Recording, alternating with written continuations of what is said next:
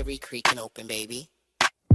Yo, welcome to the screen where the plot gets bent. Julie B deep dives, not just for content. She don't react, she dissects those threads from the lens, catching clues y'all missed when the credits end. What you know about freeze framing frames and while you blinking, she building an evidence drum. Got a notebook bigger than the lore itself, and a chat full of nerds with a mental health shelf. Yeah, she sees the glitch, peep the double cross. You just watching TV, she talk to the boss. Every theory and thesis, no throwaway guess. While y'all on season 1, she in season X. Said rewind and slow it, zoom in, enhance. Julie B caught the symbol in the window glance. While you tweeting what just happened like a clown, she already made a flow chart, color-coded breakdown. They don't die like us, they don't vibe like us. They binge and they bounce, we revive that trust. They skip intros, we every frame. You watch shows, we decode the game. They don't die like us, nah, they don't die like us. She cracked Severance before y'all knew it was deep. Predicted the last of us, drafts in her sleep. When the camera pans, she ain't blinking once. Catch a ghost in the glass, call it theory punch. Watch parties lit like apocalypse nights. Call-ins while they bringing alien rights. Hey, Julie, I think the trees are spies. Well, I have a spreadsheet that confirms that, guys. Zoom in, boom in, she moving through clues. Spinning Discord in the courtrooms, Lord of views. Got mods with receipts. Time stands with heat. Every rewatch turns into a Reddit elite. You stuck on the surface, we beneath with maps. Cross-referencing lore with the rector's caps. If your fave show got secrets, don't be dumb. Julie got the chalkboard out in Frum's where it's from. They don't dive like us, they don't vibe like us. They skim the edge, we inside that crust. They zone out, we zone in the pain. You say plot twist, we say nope, the chain. They don't dive like us, nah, they don't dive like us. What's that? That ain't a blooper, that's a plot thread. You thought it was a shadow? She thought it was a coded message from season 3. And she's probably right. Step this way if your mind's unbent. Step that way if your theories pay rent. Say Julie B, deep dive queen. Now zoom, scroll, theorize, pull. Ain't no rabbit hole safe once she got the cloud.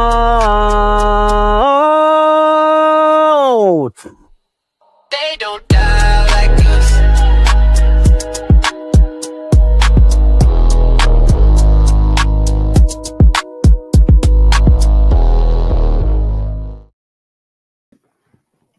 Hey there, it's Julie B Deep Dives with Scarlet and Karl, and we're going to be breaking down finally the finale of Pluribus, episode 9. And I don't want to butcher the, let me see, La Chica o el Mundo, Yeah. the woman or the world. That's right. The last episode of the season. And we're a little bit late doing this because, you know, obviously the finale's been out for over a week, but there's just been a lot to cover. Stranger Things was such a huge deal, and so I got kind of consumed with finishing that coverage, and we still have one more live to do for that, for the finale, but had to get in this Pluribus one first, and finally get this done, because it was a spectacular first season. And have we heard yet if it's been renewed? Scarlet, have you heard if it's been renewed? I'm assuming it's renewed. Everything on Apple TV gets renewed. They believe in their creators. I think sometimes they don't announce it right away. Apple sometimes takes longer than other streaming services, I've noticed, to announce it. Whereas others will announce it before the season is even over. They'll be like, it's renewed for another season. Like right at the end of the season, you'll find out. Yeah, I can't see it not being renewed. I'll just say that. Anyway, how are you, Scarlet? How was your New Year's? I went to the zoo. I watched a lion eat a whole rabbit. What? Ew. I didn't realize it. We were walking around the zoo right before it closed, and apparently the zookeeper decided to feed the lion, and they ate a whole rabbit. I watched this consume this whole rabbit. Oh, there was like nothing left. It just consumed it all. Not alive. Happy New Year, everyone. Alive? No. They don't feed live animals. They're usually lab animals, and they usually like inject them with whatever medicine they need for the animal to eat. Okay. All Yeah, right. they're not cruel. And Well, the, kind of and, cruel. I feel bad for the lab animals, but and the you know, and other the rabbit died of old age, right, Scarlet? than- yes, exactly. God. Sure. It had a long, full life in the lab. Wow. Well, I love rabbits, so I wouldn't mind Yeah, I know. watching that. I might have to run down and get my goat noises for the baby goat. I forgot that Daryl wrote. I felt bad for the baby goat. Now I feel like I have to run and get my goat noises Oh, okay. because this show finally hit goat. You know, like Yeah. Yellow Jackets hit goat and Severance hit goat, and like a lot of these shows have hit goat. Pluribus has finally hit goat. Yeah, we got a goat in the Yeah, finale. There's a baby goat, and it's very cute too. Very sad, lonely baby goat who gets abandoned. I That's feel not- so bad. I mean, that says something about the hive mind right there. Yeah, it does. That was fucked up. I That was felt a good actor goat, though. He made me cry. He was a very good actor goat. he was a good actor goat, yeah. um but let's say hi to the chat. Debbie was here trying to stay awake, but I was hoping that I could maybe do this an hour earlier and do it at 10 o'clock Eastern, but couldn't quite make it happen. But this is still better than I've been doing lately. I've been doing like midnight Eastern and 1 o'clock Eastern lives. I'm on Central Time. That makes it even harder for me to get this happening earlier. But you know, I couldn't get it as early as I wanted it done tonight, but you know, hey, progress is progress. It's 10 p.m. for me and 11 on the East Coast, and Debbie's part of the Rewatch gang, as she said later here. She said she's on the Rewatch squad. So thank you, Debbie. I know you'll be listening later, so thank you so much, and don't feel bad. You need your rest, you know. So wouldn't want you to miss that just to try to stay awake for this. You know, people who have, especially people who have ongoing health conditions, you know, like Debbie has been very open about hers, you know, you need your rest. So by all means, get your rest. And thank you for watching, and everyone else who's listening on the rewatch. I really appreciate it. I see the numbers going up. Really appreciate it. I mean, we had more than usual watching our most recent Stranger Things breakdown, but I think I know why. It's because I put it was right before the finale, like 2 days before the finale, and I used an image from the finale trailer as the thumbnail for the video. And you know, because I also broke down the finale trailer, and so people saw that and they clicked on it, and so boom, the views went up a lot more. And then they must have been like, oh shit, this is a 4.5 hour video, I'm done, bye. But in the meantime, hey, only 30 seconds counts as a view, so great, it worked for me. But you know, that's what happens though. Like you break down, I need to start breaking down trailers. I think, you know, trailers for episodes. If you do videos that break down episode trailers, and you do live streams breaking down like trailers for the next episode, it actually gets more views, a lot more views than breaking down an episode that's already aired. Go figure. Because people, they want to talk about like what's going to happen next, and they want to hear about, you know, the hints and clues that could be in this trailer. So it's something to think about. Maybe I'll do sleuthing. Maybe I'll do more of that, you know, drive views up and maybe get more attention, more subs, because I've been kind of stuck for a long time. Hey, I got a new thing. Listen. Oh, is that it sounds like a noisemaker, a New Year's noisemaker. Yeah, it's one from like 10 years ago. I found it in my old coat pocket from a party I went to in like California. Oh, wow. Yeah, it doesn't look the best, but it makes the noise. Nice. Yeah. My dad had a whole array of antique noisemakers for New Year's Eve that he would bring out of the basement every New Year's Eve, and we would, you know, make a racket, a ton of Like noise. those metal ones that kind of look like cans that you spin and they click. Yep. Yeah. Those and horns, and yeah, we had all different ones, and we had a lot of fun doing that together. Anyway, I hope everybody had a safe and happy New Year's Eve and New Year's Day, and maybe some time off work if you got time off work, and I hope you enjoyed it, and a great holiday season. It's all wrapped up now. It's hard to believe it went so quick. Yeah. Went so I was quick. sick most of the time, sick most of my winter break. I made a charcuterie board and mini quiches, and I set it all up for New Year's Eve, and then I got sick and I couldn't eat it till like about 10 or 11. That sucks. Yeah, but it was still good. I got to eat it eventually, but I was like, oh, come on. And you kind of get hungry if you can't, because I was kind of sick, and I was like, ugh, why? Are you feeling better now? Yeah, hopefully.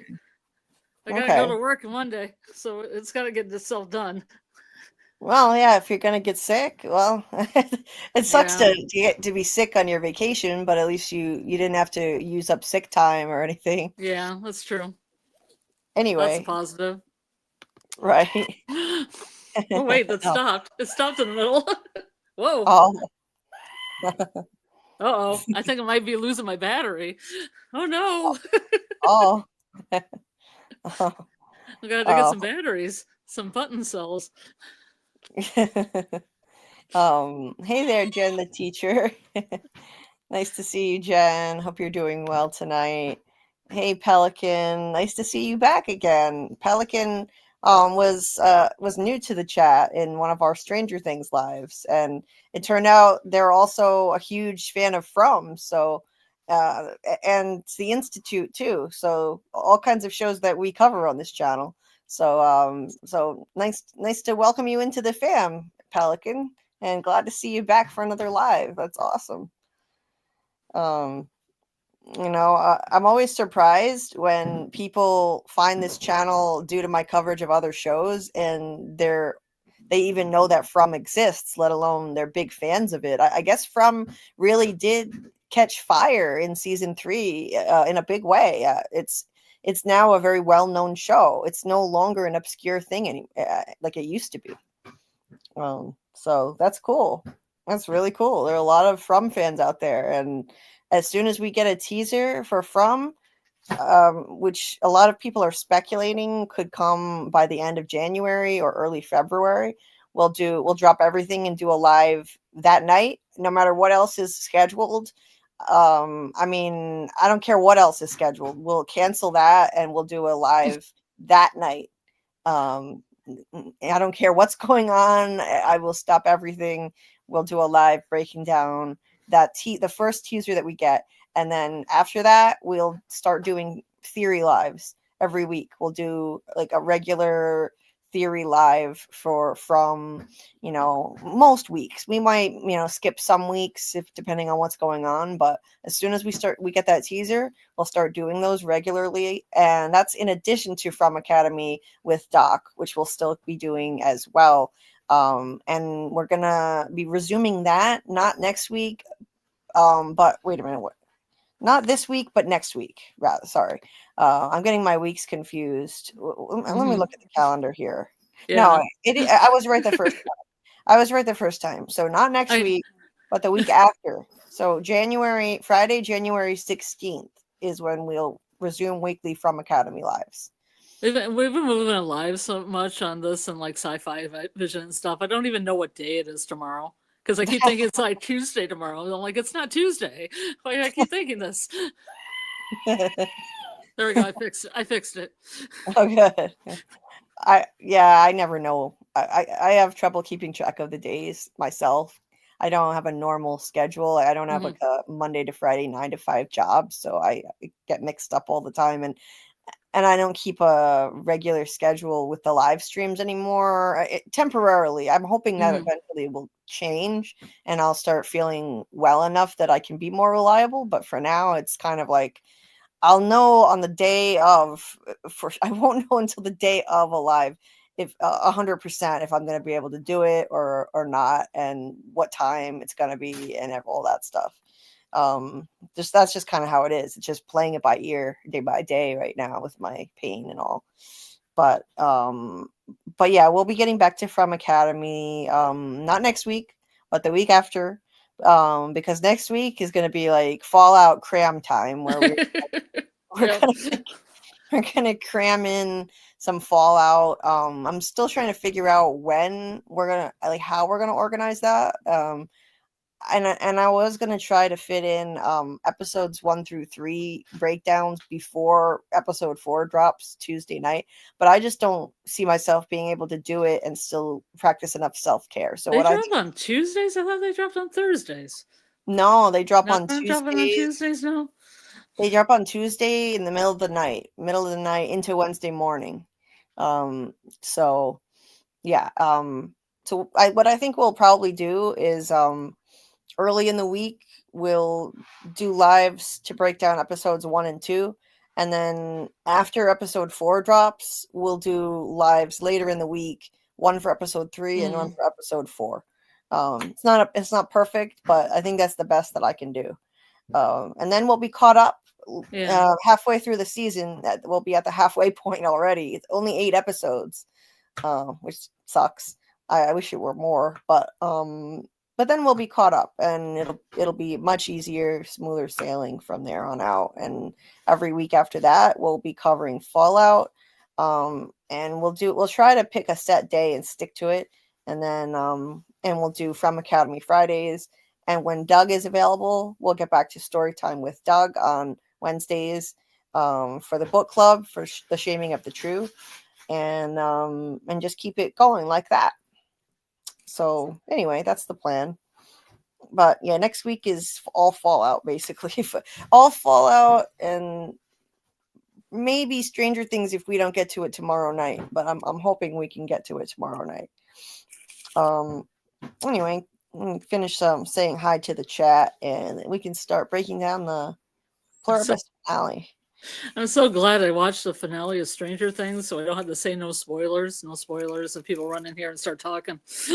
Yeah, that's a risky place to be on a live stream or in a live chat before you've seen a major episode like that. Mm-hmm.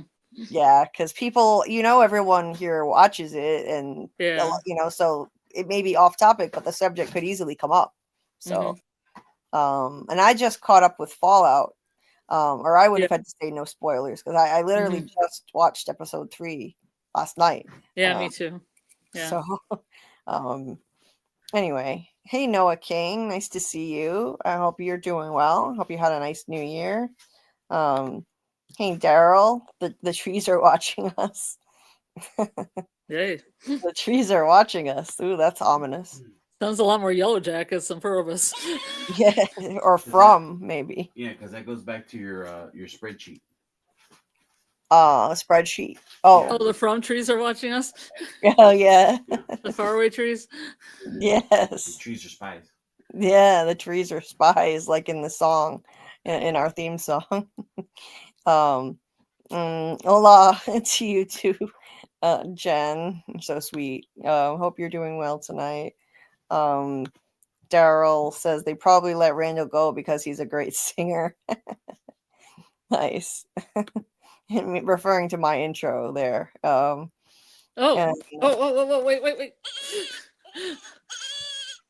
Oh, yeah. The kids. Daryl said I felt bad for the baby goat. Me too. Yes. He says I predict Pluribus season 2 will come out in late 2027 or early 2028. You have did you hear any kind of clues so that you could predict that, or is it just based on how long it usually takes Apple to make most shows, Daryl? I'm curious. With Severance, they take forever. They took 3 years for Severance season 2, so hopefully they don't take as long on Pluribus. I doubt it, because they don't have the kind of special effects on Pluribus. And they don't have a big cast either. No, they don't. So it's simpler. I'm sure it's simpler to do. Jen said it's locked in for 3 seasons. I thought that's what they want, but that doesn't mean it's guaranteed they're going to get it. There hasn't been an official renewal announcement. Oh, Daryl, maybe there has. Daryl said, I just read that Pluribus season 2 was renewed before season 1 even started. Oh, well, that's excellent. Okay, great. I'm glad to hear it. Jen says the writer said he was not rushing season 2, so expect it in late 2027 or early 2028 because quality over fan demands for quick turnover. Okay, good. Well, that's fine. I don't mind. I'd rather have quality and wait rather than have it rushed. And they don't have any kid actors that are going to spring up a foot in between seasons either. That helps. Yeah. That helps. Yeah, because Stranger Things, that was a huge problem where they were just not believable as high school kids anymore, and they were overdoing it. I felt like some of them were overacting, trying to pretend they were still Trying high to be school kids. Daryl said that goat is the goat of acting. Yeah, good.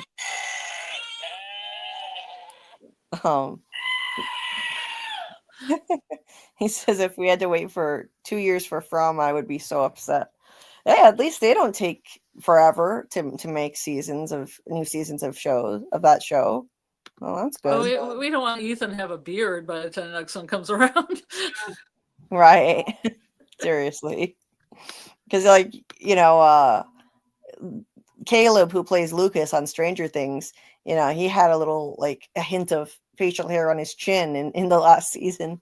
He has a beard now, and the actor now has a beard. Daryl says Stranger Things finale was a letdown. Without getting into I won't launch into a long tangent because my pain has been pretty bad today, so I want to try to keep it on Pluribus, and we're gonna definitely dive way deep into Stranger Things. Trust me. Yeah, I have a lot to say. I have a lot of theories about it. I have a lot of I wanted this to be this way, and then some other observations. So we'll save it.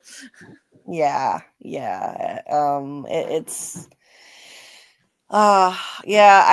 I found it to be a letdown too. I found it to be. I'll just say in a nutshell. I think the battle, the big final boss battle, was way too rushed. Felt way too easy. Yeah.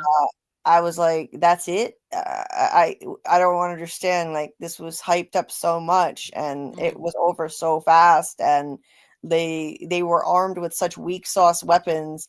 You literally had Dustin and Steve jabbing at the fucking mind flayer with knives on sticks, and they should have been eviscerated. And how were they able to get out of there with not even a scratch, not even an injury? No one was even injured.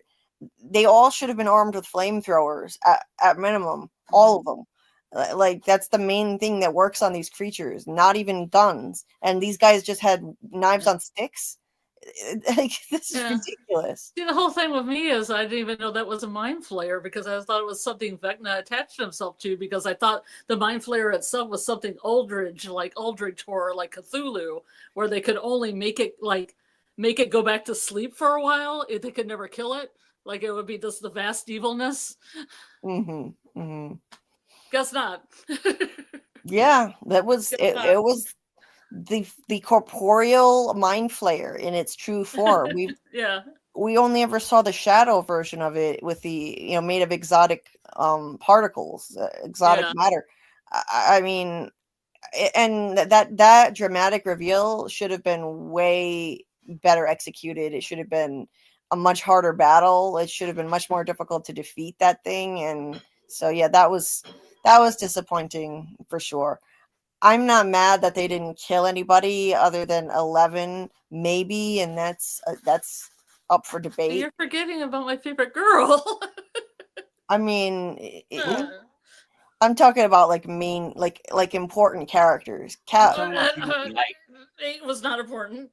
Kali's not one of the main group, but they didn't kill anybody from the main group other than maybe 11. That's debatable. We're talking about people we like. Yeah. I'm not mad about that because I didn't really want anybody to die, and it was too late for them to kill anybody off in the finale. Like, it would have just been depressing. And, you know, you don't end a beloved series where they've never killed off a beloved, like, main group character. You don't just suddenly decide to do it at the very end and end on a big depressing note. I think that would have sucked. So that I didn't have a problem with that. I had a problem with the final battle being too short Yeah. and weak sauce, and like the epilogue was Even after that, 45 minutes. after that, I kept thinking that the new Hawkins was like Mike's dream, and he was going to wake up in like a prison or being held by the government. Yeah. And and the epilogue was 45 minutes. Anyway, like that. The epilogue, I like that they do epilogues, but they were done with the main battle and already defeated everything within an hour and 10 minutes. What? Anyway, let me get back to the chat here. But the whole thing might have been a D&D book anyway, written by Mike, so we'll just stick it at that. Yeah, maybe. Could have just been a campaign book after all, if you watch the credits. Yeah. Who knows? Anyway, let's see. Pelican agreed that the Stranger Things finale was a letdown. JT Moore says, hello, chat. Hello, Jay. Hope you're doing well. Jen said, yes, I just said that in the Scene Invaders channel. Sorry, I'm looking at that so late that I don't know what you were referring to. But maybe, Jen, you could remind me what we were saying that you were agreeing with. Scene Invaders had a great night a couple of days ago where they did Stranger Things trivia, and it was really fun. And they gave away prize. Oh, cool! I've got to check out, I've got to check out their content because that sounds like so fun. That's awesome. And Jen also helped me through my sickness. Oh, that's she so knows nice. why. Thank you, Jen. That's so nice. Okay. It's good to have people that have my back. Yeah. Okay.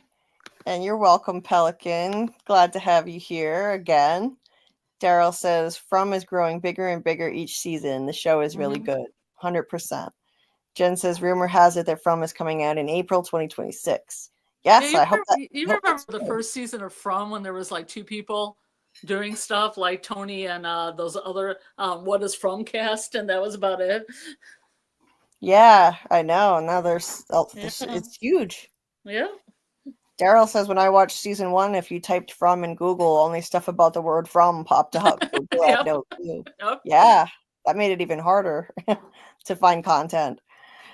Daryl said, Jen, based on when previous seasons came out after filming finished, late March or early April for From season 4 is most likely. Oh, cool. Jay says, why didn't they ever assume that they were being listened to in From, resulting them using umbrellas like in Pluribus? Yeah, that's a good point. Yeah,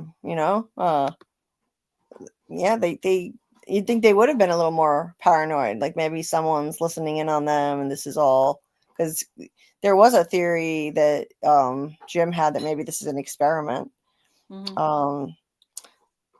Daryl says the reason why the From season 3 trailer only has 900K views on the Rotten Tomatoes channel is because the trailer popped up on 2 other channels around the same time, so 3 channels shared the views.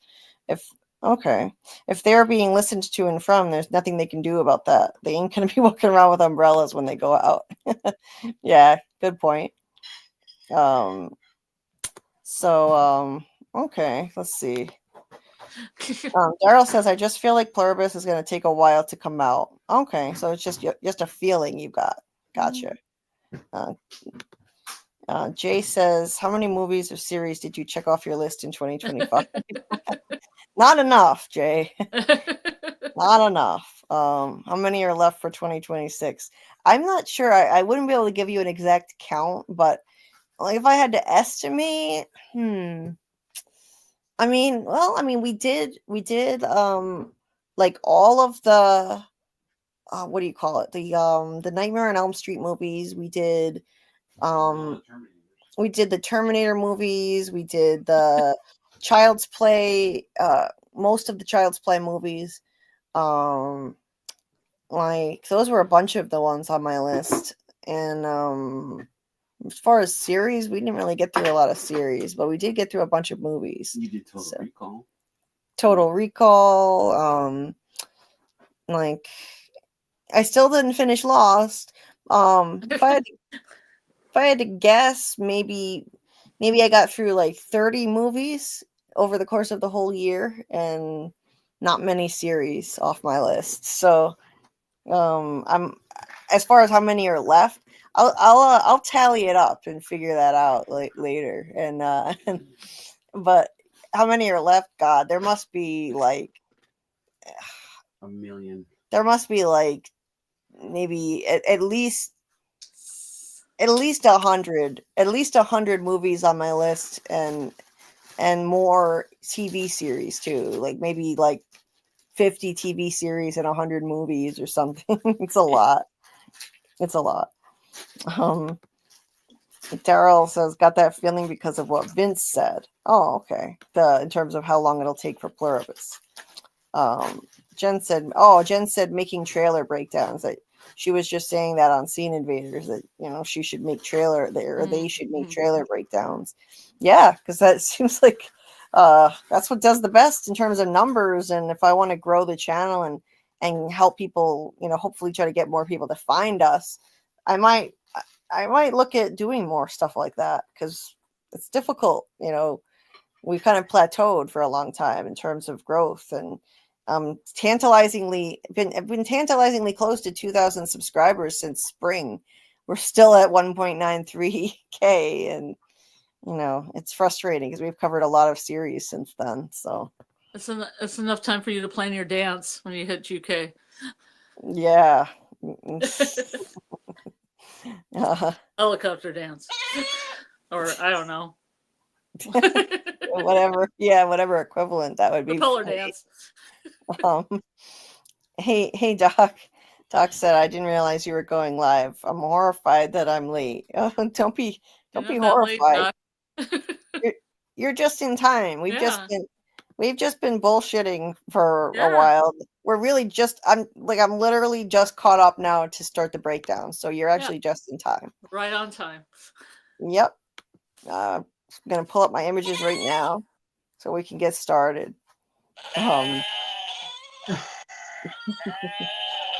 So do that whole first scene. Well, that's right. That whole thing is at the very beginning. Yeah, I forgot. It is. Mm-hmm. So, anyway, Doc, hope everything is all right with you, and I'm really glad that you could make it. So the episode, as usual, opened with a pretty shot involving blue, as Vince loves to do. Blue seems to be definitely the theme of the color of the hive mind. And there's a plane, white, like iciness, like the frozenness of the hive. Yes, lately they've been doing a lot of blue and white, and including that painting. What is it called again? The Belladonna. The Belladonna. Yeah. That has blue and white in it, and it seems to symbolize how Carol needed the hive back in her life. She needed it, and yet it was toxic for her, just like that flower that's poisonous. Beautiful, but yet poisonous. Yes, and she was wearing blue and white, in that around that time too. And there's this reminds me of like when they used the chemtrails to infect the rest of the planet during the major joining event by plane, dumping the infection on everybody.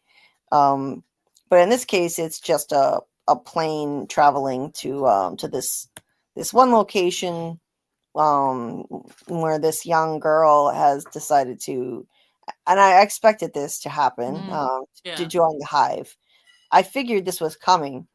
Once we found out that they figured out how to incorporate the immune into the hive, but they couldn't do it without consent because they need to do a painful procedure to extract stem cells, and they are, they're not allowed to inflict pain on anyone. They can't hurt anyone. They needed consent.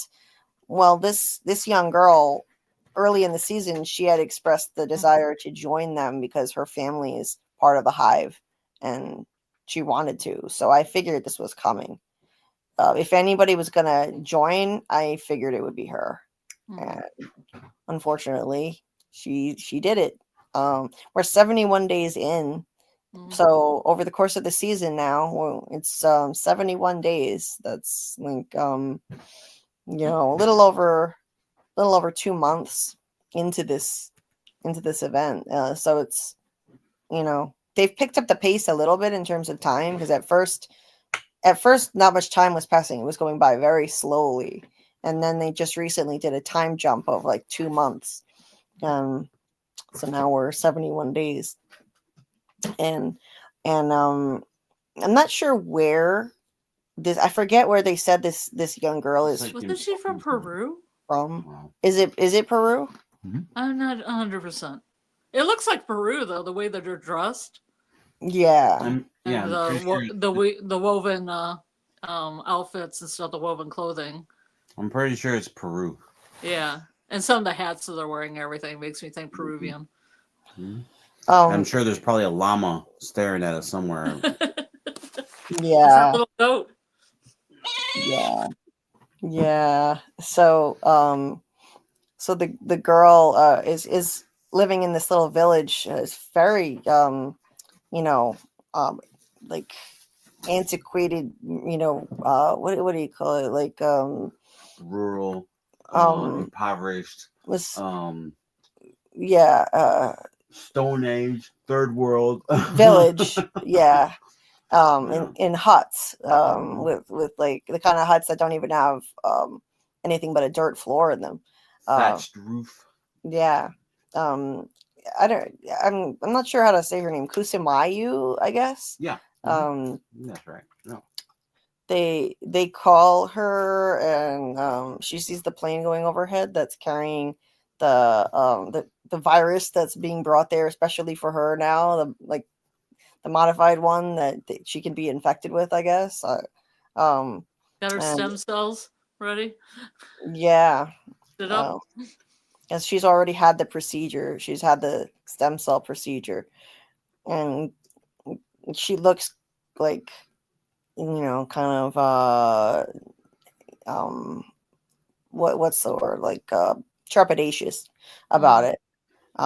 She looks kind of a little bit anxious.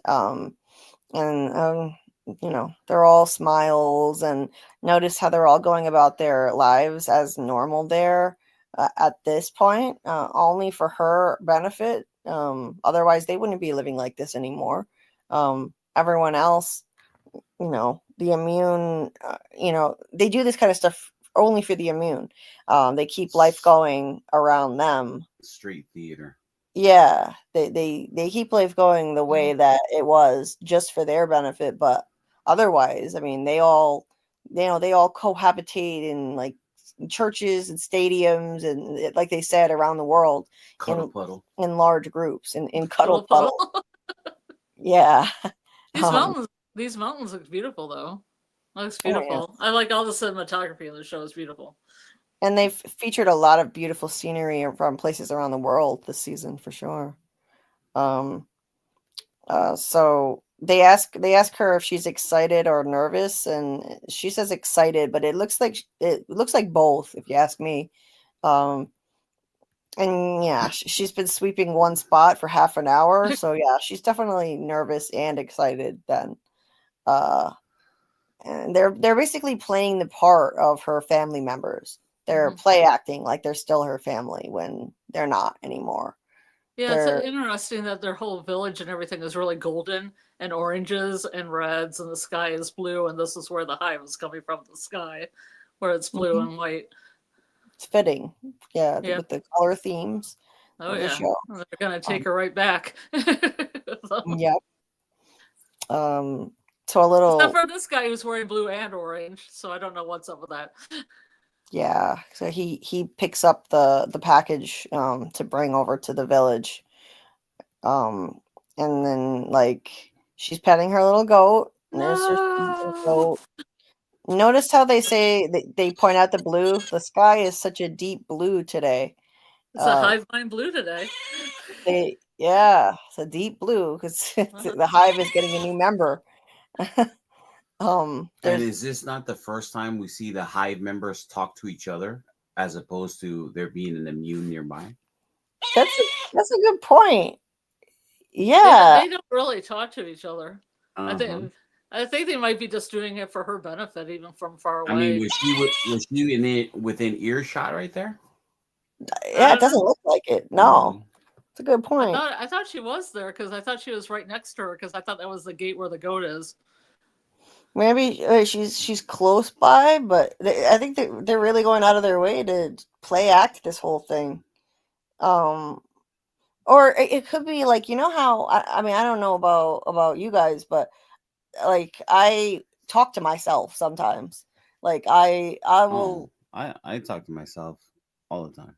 Because sometimes I need to consult an expert opinion. So but like it could be kind of like talking to yourself, you know, like sometimes I just whatever my inner thoughts are, I'm just like kind of voicing it out loud, like my inner monologue. I just say it out loud, like I think out loud. Out loud. Like, hi Julie, do you need some dehydration? You look dehydrated. Do you need some liquid? Not like that. I need some Carl. I need some human-derived protein. Did you see the little short they had with the carolers? No, I didn't. It was called A Christmas Carol, but Carol came to the door. The actress that plays Carol, and there are all these the hive minders dressed up as carolers. Oh, that's cool. And at the end, somebody's drinking some eggnog, but it's in a carton, but it's like human derived. Yeah, that's cool. I highly recommend it. It was really funny. I'll have to look that up. But anyway, like my point is, this could just be like, you know, kind of talking to yourself, thinking out loud. They're saying the sky is a deep blue today. And the air smells good. It feels hopeful. So it could just be like that. There's the baby goat. Like it seems like it's her pet. He's treating it kind of like a pet. It's adorable.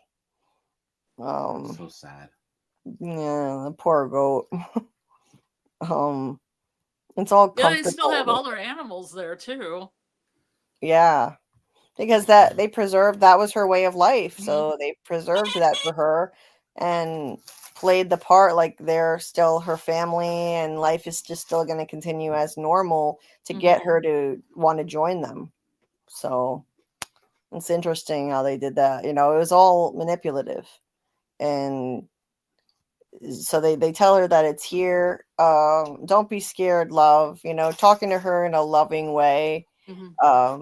When we know that there is no like special love or family in the hive, like they all love each other equally. Like everyone loves everyone the same. That's what Zosha tells Carol later. Like we love Manny, we love Manusos just as much as we love you. We love everyone the same. So, you know, there's any illusion that there's family anymore, like there isn't. They're just pretending to be her family still. She says that she's not scared, but she looks kind of nervous. And they also put on a show here by singing in their local culture tradition, you know, and that's not a thing anymore either. Like there is no more culture. There is no more individual culture in the world. All divisions are gone. Everyone is one. Everyone on Earth is one. Everything has all been blended together. So individual cultures no longer exist, and that this really brought that out for me and drove that point home to me. Like, wow, this is the only reason this is still here is just to convince her to join the hive, and they drop this and leave as soon as she's one of them. It's sad. I wish there would have been closed captioning on the song because I wanted to hear what the lyrics were. Yeah, there weren't any. I mean, yeah. So they're all like singing, like it's all a manipulation just to make her feel like everything is normal and they're still her family and nothing's going to change, but everything is going to change, because they drop the act as soon as she gets infected by this. She asks if it's going to hurt. She said, and they say, no, we would never hurt you. And they're not lying. They don't hurt anyone. They can't hurt anyone. Unless you consider infecting someone with the virus hurting them, but they can't help that. That's their biological imperative, as they say. So they infect her with it by opening this canister, and she breathes in this smoke from it. Like, that's kind of an odd way to get infected. And the usual thing happened.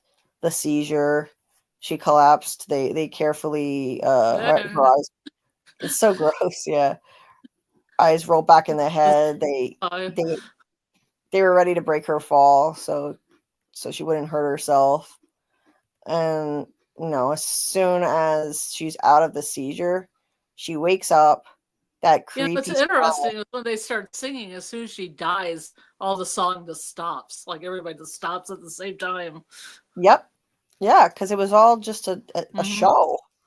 And now it's all over with. Like, it's so creepy how she smiles. She's one of them now. And they don't even have to say anything. She doesn't say anything. They don't say anything. They all just get up and pack everything up and get ready to just abandon this place and abandon their culture, because cultures no longer exist anymore and ethnic differences no longer exist. And it's sad, the erasure of culture and the erasure of family. That's all a part of what this hive mind is doing. Like, this is it, that they're all leaving their little village now. And just pack it all up. They let the animals go, just like they've released all the animals around the world everywhere else. Yeah, she at least opened the door for those poor chickens. Oh, that poor little goat. No. Yeah. No. Come back. Just opened the gate. She just opened the gate and walked away and didn't even look back from her little pet goat who was following her. I'm here. Like, why are you leaving me? He doesn't understand.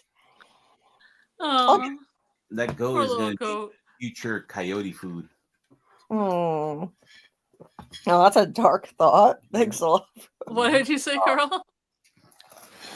I said that goat is future coyote food. Oh, I'm sure there's something in Peru that would eat it. A predator animal of some kind. Yep. Delicious. Some kind of poor little guy. Yep.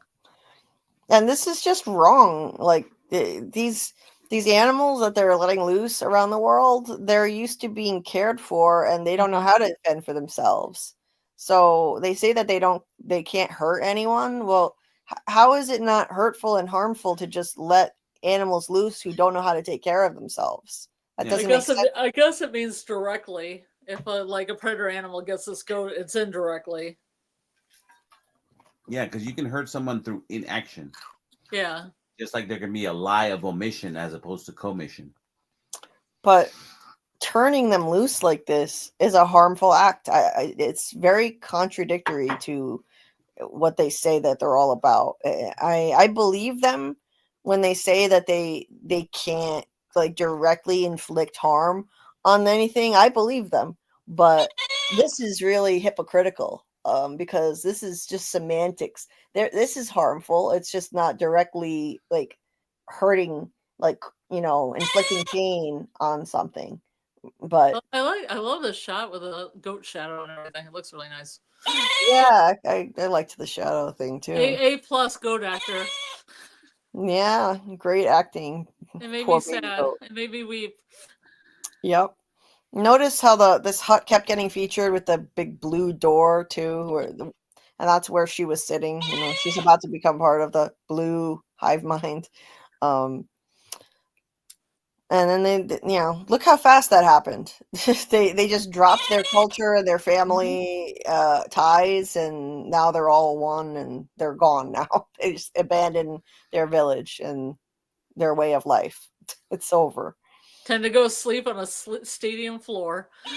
It's sad. It's really sad to see all of this get erased. Like, so much of this is what it is to be human. All of this, individual personalities and cultures and family ties and everything that it means to to be human. They just have abandoned, like the arts and crafts of their village, like weaving all those sweaters and everything. And yeah, it's a real shame. Yeah. Anyway, so before I go on, let's see what you guys are chatting about here. And Doc, I'm really sorry that you're struggling with this. And I see what you're writing in what you were writing in the chat about you and your partner, and I'm so sorry. And we're all here for you. Whatever we can do to distract you, lift your spirits, and be a support system for you. We're all here for you. I'm so sorry that you're going through this. And Daryl says, I felt so bad for the little girl. Yeah. Yeah. The cold open. Hey, Gabrielle. Gabrielle said the cold open that broke my heart. And there's still people who believe the hive mind isn't that bad. Yeah, hive mind can be goats. They're pretty messed up. Pretty messed up in a lot of ways. Daryl says the hive took away her genuine love for her goat. Yeah, it did. Oh. Let's see. Daryl says Zosha says she loves Carol and Mano the same. It's not real love. Yes, they can't. They can't feel real love for anyone. Like, not individual love. It's not the same. They feel like a more fraternal love, a fraternity love. Mm-hmm. Not an individual love. I mean, they do feel love, but it's love for the group.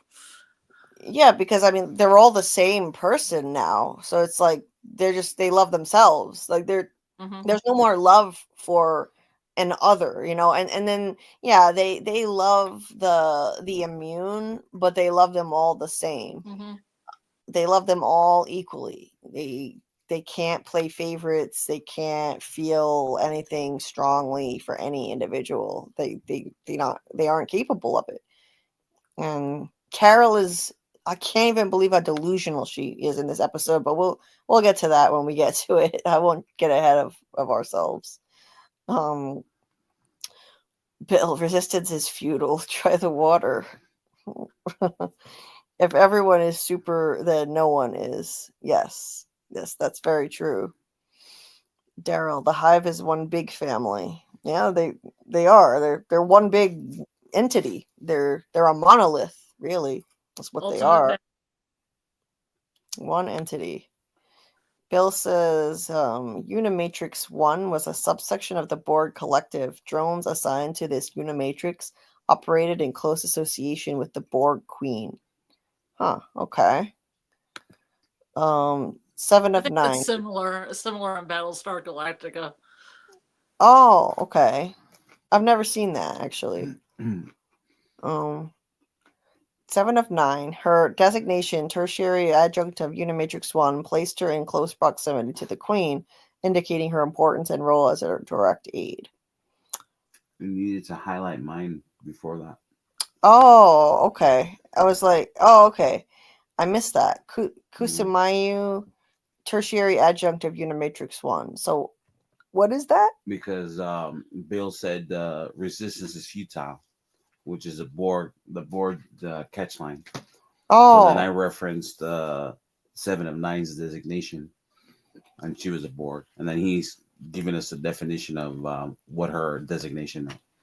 In other words, we're making a hive mind kind of comparison. Like, yeah, there was a Borg whose name was her name was literally 7 of 9, Julie. Oh, okay. Yeah, like 11 and 8, 7 of 9. Right. Okay. Jen says, "Poor guy left alone." Yeah. No. Carol. Poor Carol. The goat should be the main character. I mean, forget Carol. The goat should be the main character. Passive There's aggression. no goat hive mind. Yes. Bill. Yeah, I guess not for the animals. Bill says passive aggression, indirect hypocrisy. Mm-hmm. Yeah. Daryl, I'm way more emotionally attached to the goat, and the goat has a good, sad backstory. Right? Cuddle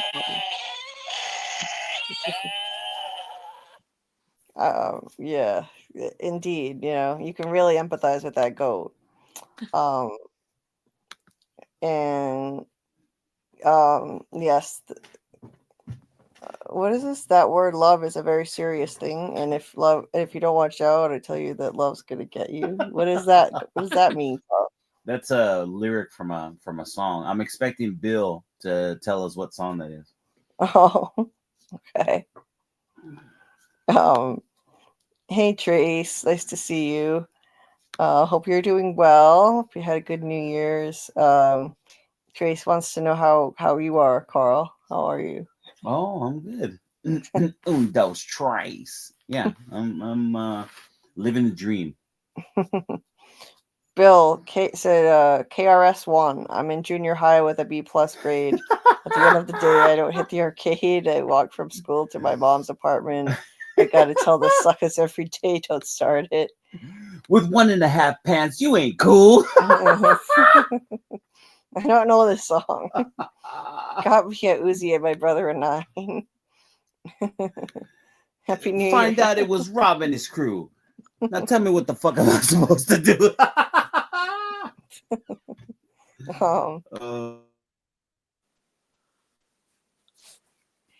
Happy New Year to you too, Trace. Well, that was a bad one. So moving on, we have a nice overhead, nice aerial view of Minnesota's ambulance with our main colors of the series, yellow and blue. They found the perfect ambulance for this show that fit the theme. And it's predominantly yellow, which seems to represent the immune people. So that's fitting. So that's basically the view from the perspective of the drones watching them all the time. Creepy. There are drones watching the immune from overhead, and so they're watching the ambulance, and that's a feed. That's an image from their feed. And Zosha shows Carol that he's on his way, and there's the footage, and that's the guy who she talked to and yelled at. They yelled at each other, really, when she talked to him briefly on the phone. So yeah, basically she tells him that he won't talk to them, but he did receive Carol's first video, and so maybe he's heeding her call. She says that she shouldn't be there when he arrives because it would upset him. So you don't need help turning it on. Oh no. Okay. Sorry, that's Carl's dad. Anyway, she says that it would just upset him, so she needs to leave before he gets there. And that Carol doesn't have to be there either. It's her choice. And so, but she's like, and I was relieved that she made this decision, that since he came all the way from Paraguay, she said she at least owes it to him to talk to him and hear him out, and then send him on his way. I didn't like how she put it this way. She's like, I'll just hear him out and send him on his way. Yeah, Like, I didn't know if she meant that or not, or she was just saying it for Zajia's benefit. well, based on the way she acted later, I think she meant it. Based on how delusional, So she was seduced. yeah, how delusional she proved herself Yeah. to be later, thinking that somehow Zosha is her girlfriend and loves her, and yeah, I I had my think little ski photo with them in the chalet, my little like ski photo of them having a good time. yeah. Until they didn't. Until she didn't. That just had me, I was just shaking my damn head like, what the fuck am I watching here? I thought Carol was smarter than this. Yeah, I thought it was going to go a little bit better than what it did, but it was hilarious. Yeah, it's the power of the P, guys. Yeah. It was You just say power of the P. yeah. Yeah, he did. What are you doing?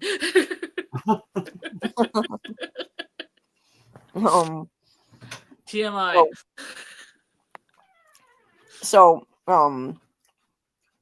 she's like, it's not like he's dangerous, is he? And Zosha that says that they don't think that he'd hurt her. So yeah. He shows up at the 60-day mark here. No, wait a minute. It said earlier 71 days. Didn't Well, it? 71 days. She becomes the girl in the beginning of the hive becomes that later. It's like a flash forward, I guess, in the beginning. Yeah. She turns at 71 days, but this is showing us what happened 11 days before that. I don't know why they chose to do it that way. That's weird to me. That is weird. Yeah, that's a strange choice. I just noticed that now. I don't know why they would do that. Like, why is it necessary that they had to write it that way, where she joined the hive, that girl joined the hive 11 days after these events? She's not even any kind of important character in the show, so it's not like it matters when does it matter that much when she joins? Like, they could have just had her join at the current point in time. Yeah, but I think it makes for a better opening, though. Why does it have to be in the future for it to be a better opening? I mean, it could just be happening in the present and open the show. Yeah, it's a good opening, but why have it be 11? There's got to be a reason. Yeah, there's going I to be. think Vince Gillian has a reason. I'll have my faith. I'll put my faith in that. Yeah, there'll be some reason in season 2 for it or something. Yeah, maybe. You're right. There's got to be. Okay. So we waited a whole season for this. Ever since we first learned that there was a guy in Paraguay who's also immune, and they don't know much about him, and they didn't know about him at all at first. We were waiting for this moment. It took an entire season to finally get here, and it couldn't have happened at a worse time, because Carol has gone off the deep end and fallen in love with a hiver. I mean, what the fuck? We waited so long for this, and like, what a terrible time for this to happen. But here we are. Because he gets there and he sees a car there, and they keep highlighting this license plate. Like, they keep showing us this. There's this. It says Ace Baby, even though the car is not really that close to the camera. Notice how there's a sharp focus, so you can clearly read it. It says Ace Baby. It's later featured in the shot later, later in the episode too. Carol's girlfriend's gonna have Ace Baby. Yeah, maybe there's gonna be a baby at some point, and the people's theories could be right on that. But for now, it's just it's something to speculate about for sure. So Manny finally gets to deliver his speech that he's practiced so many times. His Princess Bride speech. Yeah. My name is Manusos Oviedo. I am not one of them. I wish to save the world. Over and over again, we heard that. And as he trudged through, the brutal gap, the brutal, what was it called? The something gap. The what is it? Darien Gap. The Darien Gap. Yeah. And he finally made it. What, Carl? No, I'm just gonna say I wish to save the mundo. Yeah. She's like, well, bienvenidos to mi casa. She's got a very rudimentary grasp of Spanish, like some high school level Spanish that she's not that great at. Chica tu madre, cabron. That's like all she knows. Yeah. She probably knows more swears in Spanish than anything else. Knowing her and her anger. Donde está el sanitarium? So she asks him to speak, to talk, and he agrees. She's like, no machete. She's like, no machete. Yeah, please, no machete. Yeah, good call, Carol. People have been worried about him and this machete all along. Like, is he gonna come here and stab somebody, or what is gonna happen? Check off some machete. Yeah, I didn't expect him to actually stab anybody with it, or kill anybody with it. He just, it makes him feel safe. He's terrified. He doesn't trust these hive people, not to hurt him in some way. He doesn't understand as much as she does that they are not any kind of physical threat to him. They're not going to attack him or anything. Like, there's no need for that. But he doesn't know that because he refuses to talk to them. So he doesn't have enough of an understanding of the situation. So yeah, there's that. And so then, he's stubborn as hell. So this becomes like a really frustrating thing. He does agree to put the machete in the ambulance. But then they have this annoying standoff on where they're going to talk. She wants to talk in the house. He wants to talk in the ambulance. Yeah. And so they go back and forth, and it's irritating because they're both like stubborn asses, stubborn mules. This is gonna be an ongoing frustration, I think, watching this, because they're both very headstrong, stubborn people. And look how far apart they are. I think this shot was really cool. This wide angle shot, just showing. I think it's symbolic of how far apart they are in terms of their mindsets, and at this point in the story, anyway. And they need to bridge that gap. And this episode finally gets us there and bridges that gap between them. But it's not easy. It's not easy for them to get there. I really liked how Vince did this with this shot, because he is hell bent on not trusting these hive people and figuring out how to get them out of it, even if it takes extreme measures. And she has gone off the deep end and fallen in love with one of them, and is like palling around with her like they're best friends now. So these two are extremely far apart on this issue, whereas if they had just met at the beginning of the season, they would have been right on the same page. So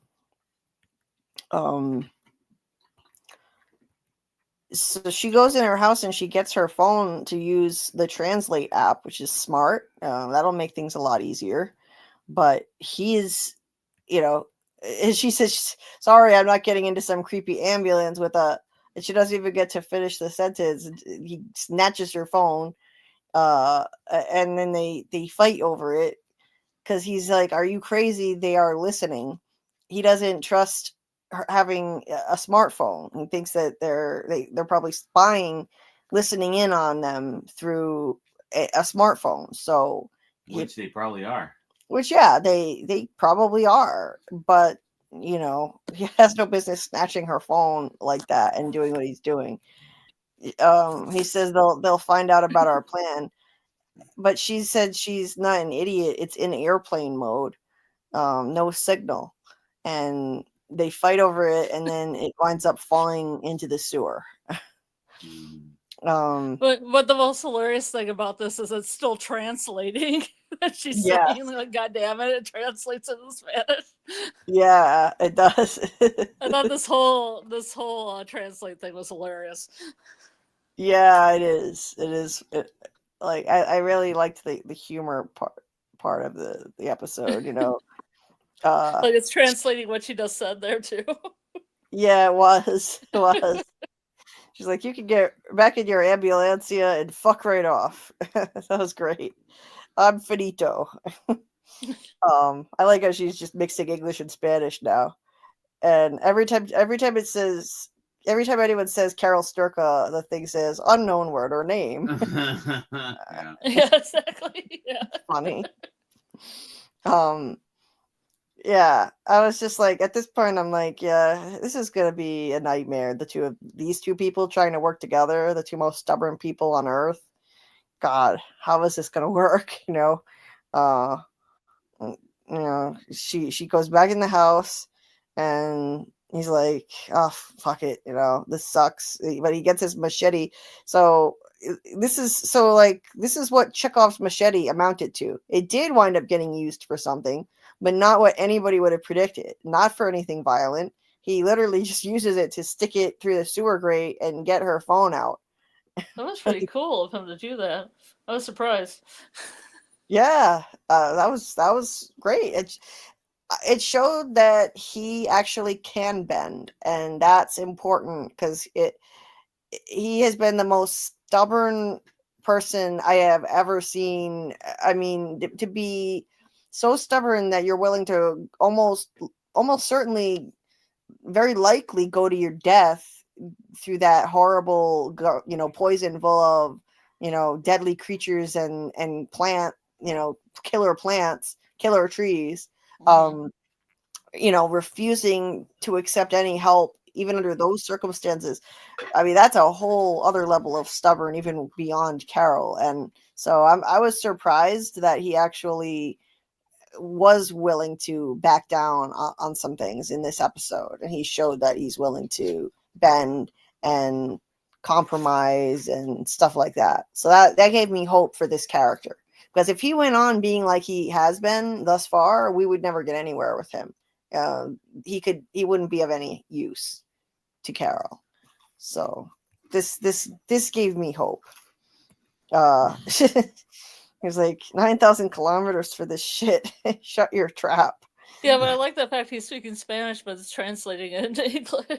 Yes, he was saying it in Spanish. Yes, and it was translating it. Shut your trap. He got the thing. I guess it had a magnetic thing on it, so yeah, it was really smart. Mm-hmm. And, he held it up, so he was like, "Okay, you win. Telephone, yes. Ambulance, no. But I need an umbrella." So a compromise. Okay, good. This gave me hope.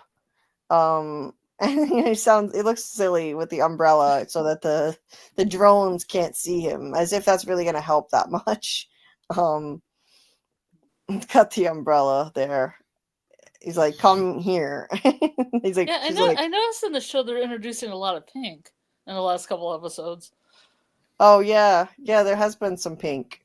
Yeah, I don't know what that means.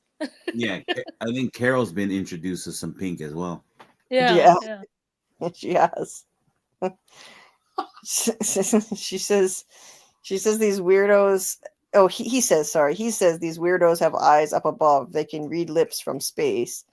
So she's like, so let's go inside. The drones can't spy on us there. And he said, of course they can, with microphones, spy microphones. And she's like, you think they planted a bug in my house? And he thinks that means an insect, because the translate thing literally translated it to insect, and that's where you get in trouble with translation. So she's got to try to explain that.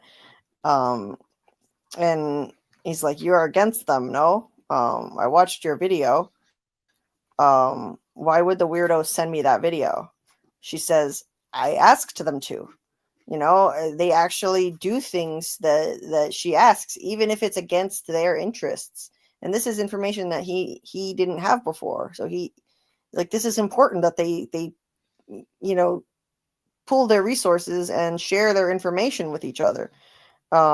She has a lot of knowledge that he doesn't, and he has some that she doesn't with his radio stuff, which we'll get into later. So it's like, okay, why would they help two humans come together? Like he says, why would they help two humans come together to destroy them? And she's like, I never said destroy, like, hold on here. He says, these weirdos are evil. They have stolen everyone's soul. If we can't fix them, they are better off dead. Yikes. That seems like a decent approximate observation if you're a religious guy. Yeah. I wasn't surprised to hear him say that because, from a religious perspective, he could look at this like maybe they're demons who have stolen people's souls. And they're evil. Because a soul would be what makes you an individual. Exactly. Text. Yeah.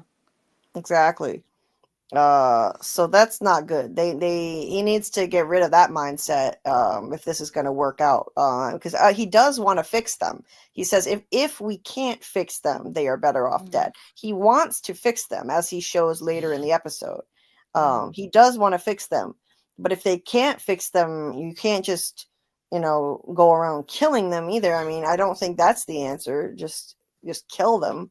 You got to keep trying. Don't just give up. Like she says, they're still human beings. I mean, they are technically still human beings. It's just like this virus has hijacked their brains. They are human beings. It's just that they've lost what we consider like to be natural humanity, what makes people fundamentally human: individuality, personality, culture, family ties, all of the things that make you a human being, individual. They are technically still a human though. So, but they're, he doesn't see it that way. And she's like, yeah, they are human. They're just different.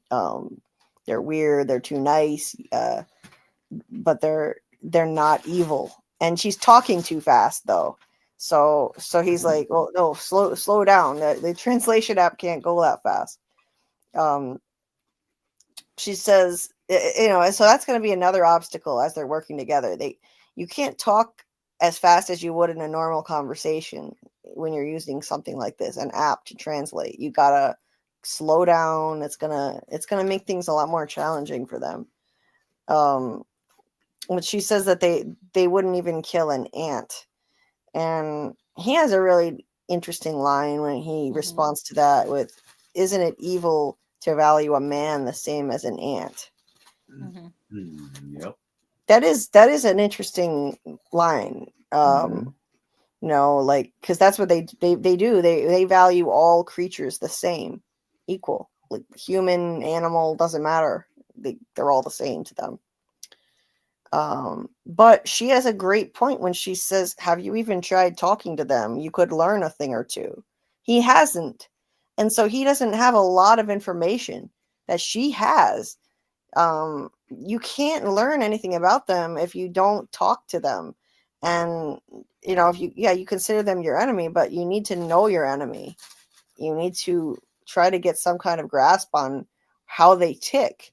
And she's gotten a lot of information by interacting with them. So that he can't just isolate himself from them forever and expect to be able to figure this out. Like, for example, she figured out that they can't lie. and he had no clue about that. He asked why they abandoned her. I mean, he said no, why they came back rather. He's like, they abandoned you, why did they come back? And you immediately get a bad feeling. Like, she's like, no say. this is, yeah, that's not going to go anywhere good. So she says, I don't know, which is a good call. Don't tell him why. You welcome them back with open arms. You beg for them to come back. And she's like, why can't they pick an apple? And then she's like, she already is ready to give up again on this. And this is estupido. How do you say that? Estupido. Estupido. This is estupido. I'm going inside. And he follows her. God, these two. This is like really frustrating to watch. These two blockheads, hardheads. He walks by. This guy is very shrewd. He's a very shrewd observer. I look how he took note of that that headstone marker that says Helen on it. He's just assessing everything around him, and he's so quick on the uptake. The way that he thought to ask her why they came back after they abandoned her, he's already like a few steps ahead in his mind. Like, did she welcome them back? What is her relationship with them? You can tell he's already wondering. And then he starts searching her house for bugs. He finds these cheese puffs underneath her couch. Yeah. Who doesn't have like a random, piece of snack food, under the couch, under the bed? Like, wait, you do? Yeah, I'm sure. If you were to look, I wouldn't be surprised. Anyway, yeah, he just like in a very forward, rude kind of way, just searches the whole house, and then he just like snaps his fingers to ask for her phone, and holds out his hand, and she's like, I don't think so, buddy. I don't speak snap. She snaps and like wags her finger. No. So he's like, okay, please. I never noticed how much blue and orange they have in these scenes. Like there's almost orange on the left and blue on the right and stuff like that. Right. Yeah. Like a conflict between the, probably metaphorically, Carol's mind divided between the hive mind and saving the world. They're kind of bleeding into each other. Right. Yep.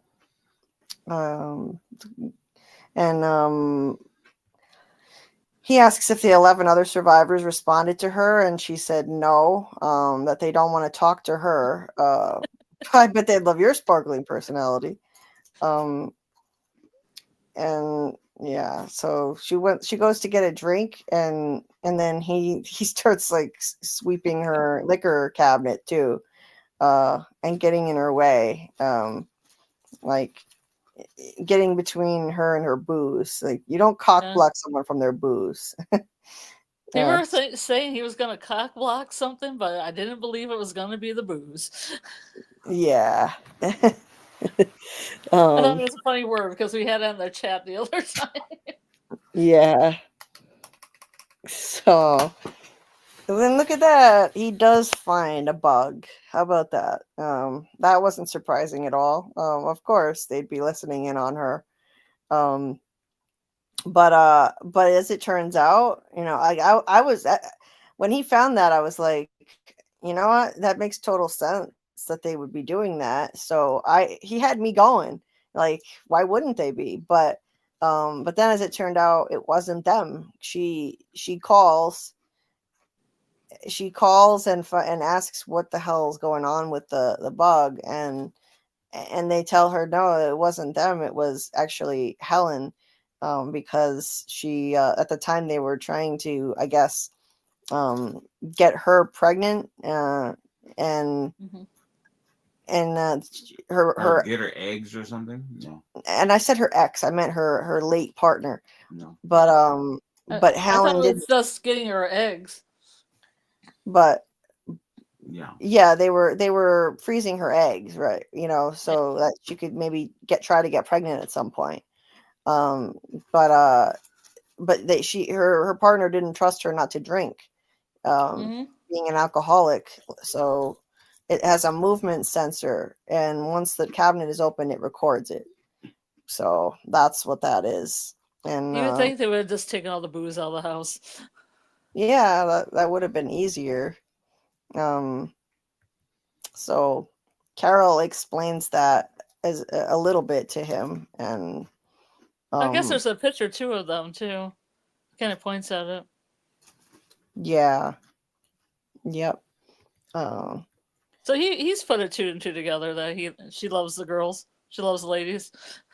Yeah, he's putting a lot together. It doesn't take him long to figure things out. As much as he's been out of the loop, he's catching him up really quickly.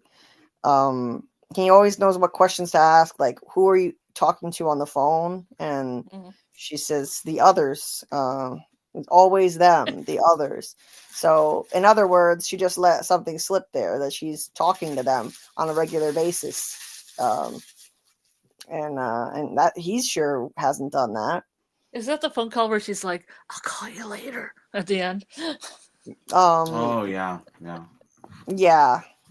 She says, "I'll call you later," and that was dumb to say right in front of him. Yeah, because he doesn't know English that well, but that's a pretty easy thing to grasp. So even the tone of voice and how she said being it, whispery, it wasn't matter of fact or business like. It was, a softened tone. Yeah, so he's figuring it out pretty quickly. You can see it in his eyes. You can see it you can hear it in the way he's asking questions. So she's like done with this whole thing, and she's like, "Okay, I'm done. We saved the world, manana." Snaps her fingers and takes him to another house in the neighborhood. Says, "Well, we'll talk more tomorrow. There's plenty of food." Tries to leave him there, but predictably, he refuses to stay there because it's not her house to loan out to him. It's someone else's, and they've abandoned it. They're not coming back. But he's like, "This is not your house. It's not mine either, so I'm not staying here." So she's like, "Fine, dude, that big yellow thing parked outside is your ambulancia," which it's not, and he took that, so that's good. Calling out his hypocrisy there, even though he did write an IOU for it. She said, "Go sleep in that for all I care." Good. I liked that. So she leaves, and then he immediately calls the hive and wants to know if he's speaking with the same weirdo who Carol was talking to. And then he wants to know who she was talking to. Very smart. He knows all the right questions to ask, and he wants to speak with her. Now, really, he could have spoken with anyone. It wouldn't matter who. They're all the same, but he doesn't know that. I don't think he doesn't know that yet at the moment. I don't think he has a deep enough understanding of it yet. So he doesn't quite grasp that they all are part of the same exact consciousness. So he doesn't realize that it doesn't matter who he talks to, he can get the same information. But so it's a smart thing to do then, to request the person Carol was talking to, and see just how close they are, what's going on here, because there seemed to be some closeness, some unusual closeness there, and the way she whispered on the phone and said she talks to them, always them. She does her usual thing, self-medicates with alcohol and passes out. And the Golden Girls. And the Golden Girls. And then she looks out the window and sees Zosha's car parked at the house where she left him. So that's not good. She walks in on their conversation, and she's very upset about it. like, what are you doing? She says, what are you doing? He's like, you say I need talk, I talk.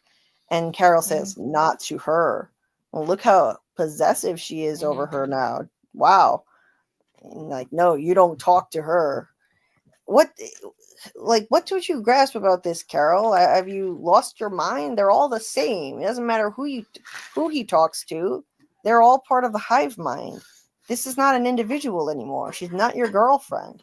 But she's in love. Love Yeah. makes you do crazy things.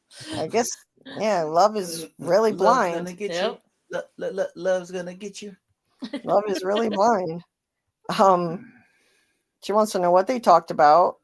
Zosha asks what she told him, and he says everything.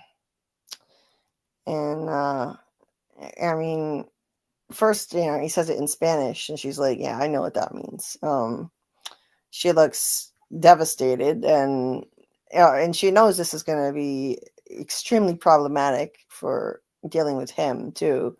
So she grabs Zosha and, look how possessive, like, come on, we're going. She grabs her hand and like marches her out of the place. And he's like, he looks at her like, yeah, he knows everything. He's got this situation all sized up.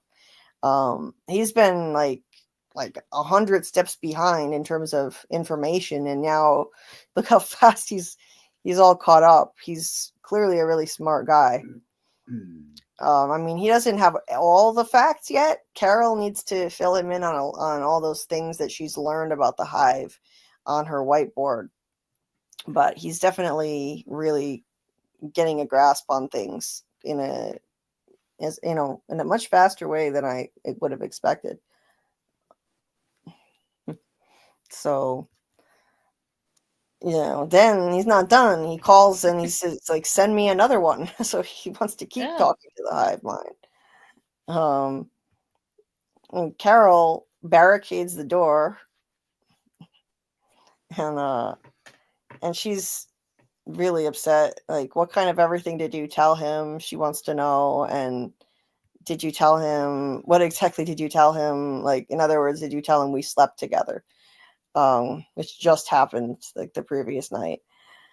And Zosha says that they didn't volunteer anything, but he asked them specific, detailed questions. And she said, and she confirmed what Carol had already figured out. She said, it's our nature. We had to answer him. So, in other words, they can't lie. This is basically confirming what Carol's theory was. She's like, right, but why do you have to be so fucking honest? And Zosha says again, it's just not in us to lie to you. So she says, yeah, but to me, not to him. No, Carol, you're not grasping this. You're not special to her. You're not special to her. Like, all of you people are the same to them. Mm-hmm. If they can't lie to you, they can't lie to anyone. Like, I thought she understood this. They can't lie. That means to anyone. This isn't some special thing that she has with Zosha. This isn't a special personal connection. They can't make personal individual connections. It's like her brain just shut off. I don't understand this, because I'll get to this in a second. Let me finish with this little conversation. I think she was thinking with her bits. That's what she was thinking. Yeah. Zosha says, I know this is hard to understand, but we love him the same as we love you, which clearly really hurts Carol. And she's like, no, you can't love him the same. It's not the same. It's different. He is a stranger.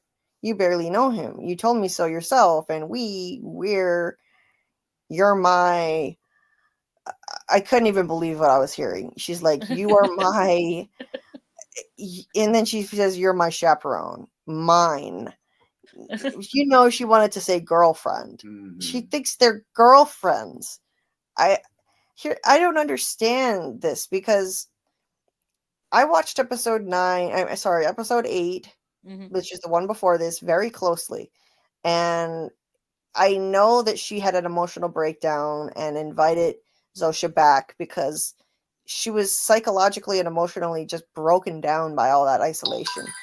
By all that isolation. And she needed human connection so badly that she snapped, and she welcomed the hive back in for that human companionship that she needed.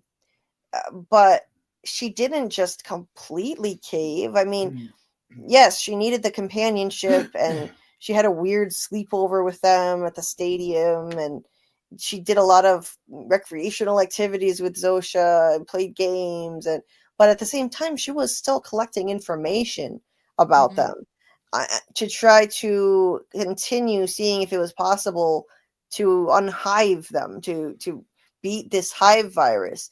She was filling up her whiteboard. She doubled the number of points that she had on the whiteboard. And so I thought that she still had her marbles about her. I thought that she still, had her wits about her, and that she hadn't just totally lost it and fallen so hard for Zosha that she had lost her reason. So this really threw me. I just couldn't believe that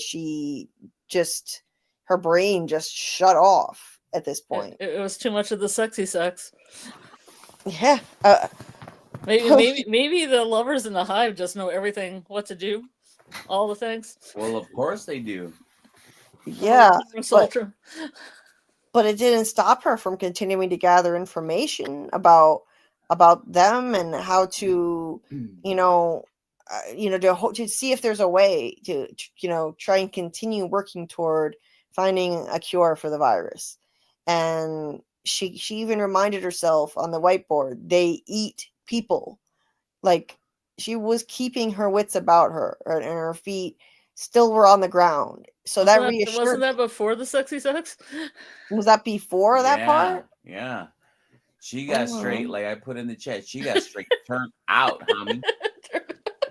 Right. That's yeah. what happened. You know what I'm saying? I mean, but after that, she got back to writing her book, and I thought that was a sign that she's got her creativity going again, and this was a positive thing. Like, she was writing her book. It wasn't. That was like her waking up and washing the dishes and making breakfast and shit, homie. Yeah. Yeah, I guess that really made her go off the deep end. That night together, I was just so disappointed in her. Like, well, you get a little sexy and then be creative. Get a little creative passion. Yeah. Passion going. Yeah,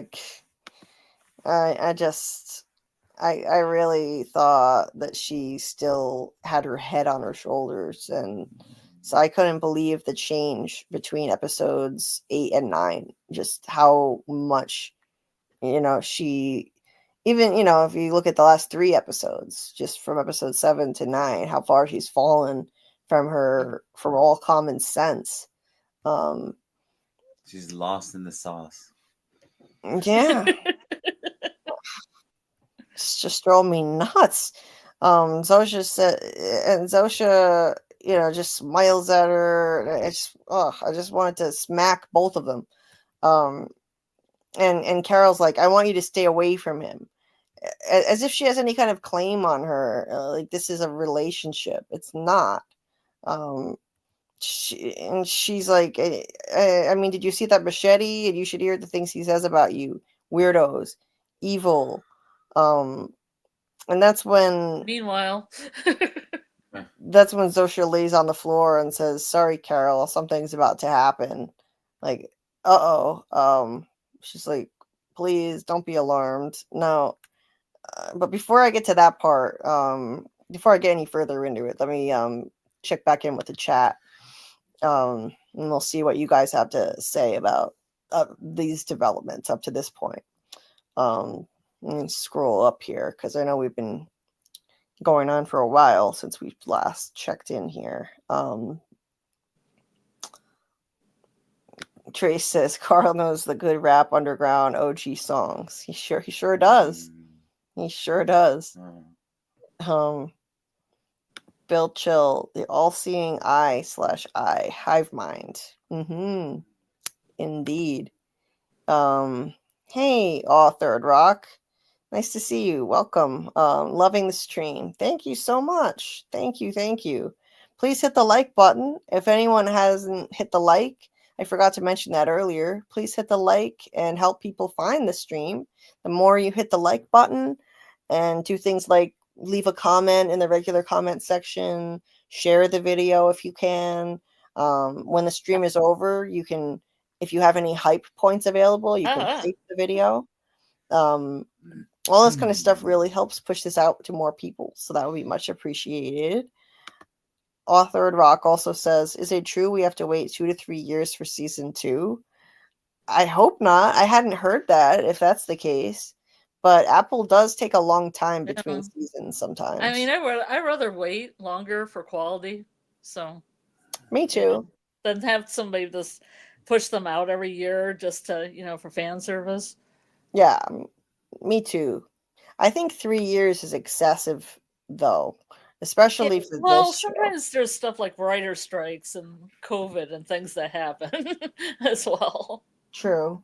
I think a lot of those shows with a 3-year gap suffered some of those. Yeah. Daryl says Carol misses Helen, and after being alone for so long, she just wanted to experience love again. Yeah, I understand that. I know I'm being harsh on Carol. I know she's still grieving Helen, and it hasn't been very long, and there's been an apocalyptic event. I mean, she's dealing with a lot. I understand that, and that got the better of her reason. And they sent her somebody who looks just like the female version of the person that she put on her book jackets. Yeah. So I mean, they know how to do this emotional manipulation really well. So I understand that, and they turned on. I mean, the previous episode title was called Charm Offensive. Charm Offensive.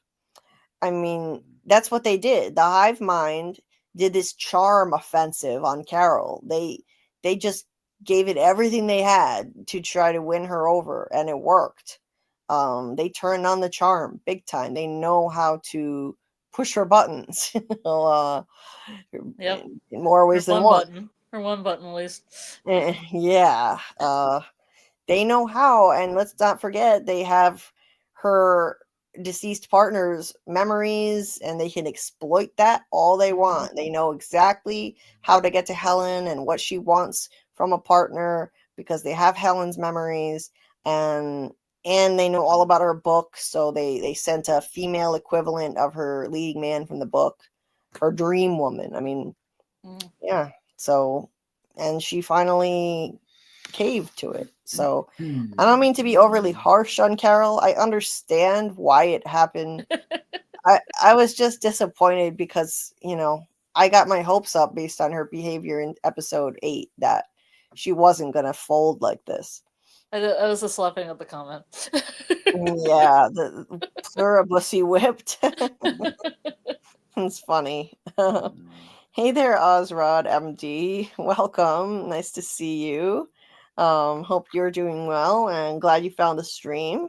And if you like coverage on shows like this, we do lots of this type of show, sci-fi, psychological thriller, mystery, this sort of thing is that's my favorite genre of show to cover, and that's what we do on this channel. So more where this came from.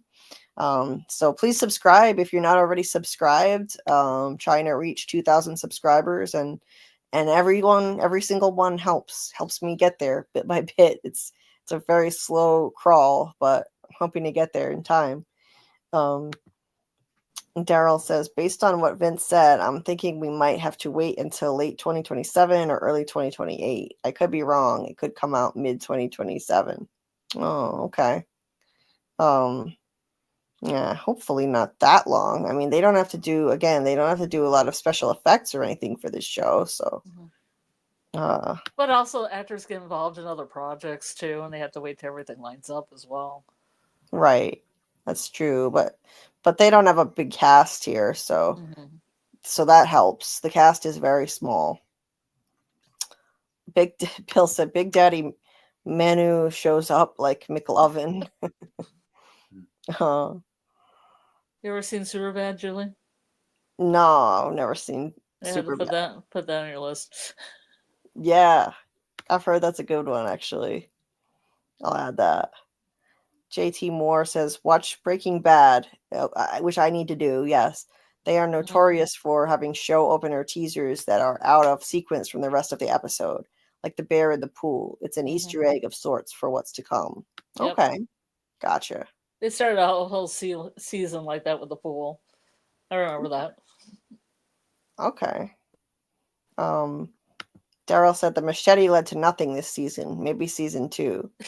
Or maybe they were just faking us out and, it was all just leading to him saving her phone with that machete. Yep. No way that machete isn't used to kill someone in the future. This Mano talks about how he'll kill them if they can't change them. Hey, maybe you could be right there, Daryl. All Third Rock says Carol should have greeted him with the shotgun. Well, she eventually got there. She got there in time. Phil Chill says, was Manny stubborn or unfazed by the temptation of the hive? I mean, he's pretty damn stubborn. I mean, like, to be facing the prospect of very likely death and just refuse to accept a modicum of assistance from the hive. I would say that's pretty stubborn, Or you could call him a rugged individualist. Yeah, and he might be just the embodiment of individuality.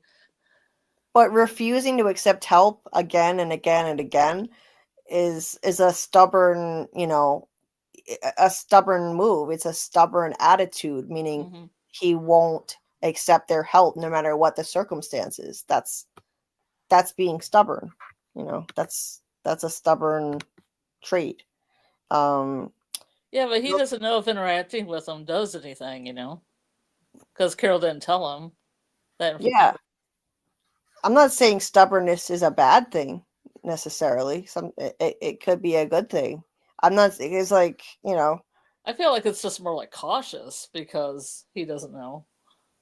Well, yeah, but I mean, literally, the definition of stubborn would be you're presented with the same situation again and again, and you refuse to do it.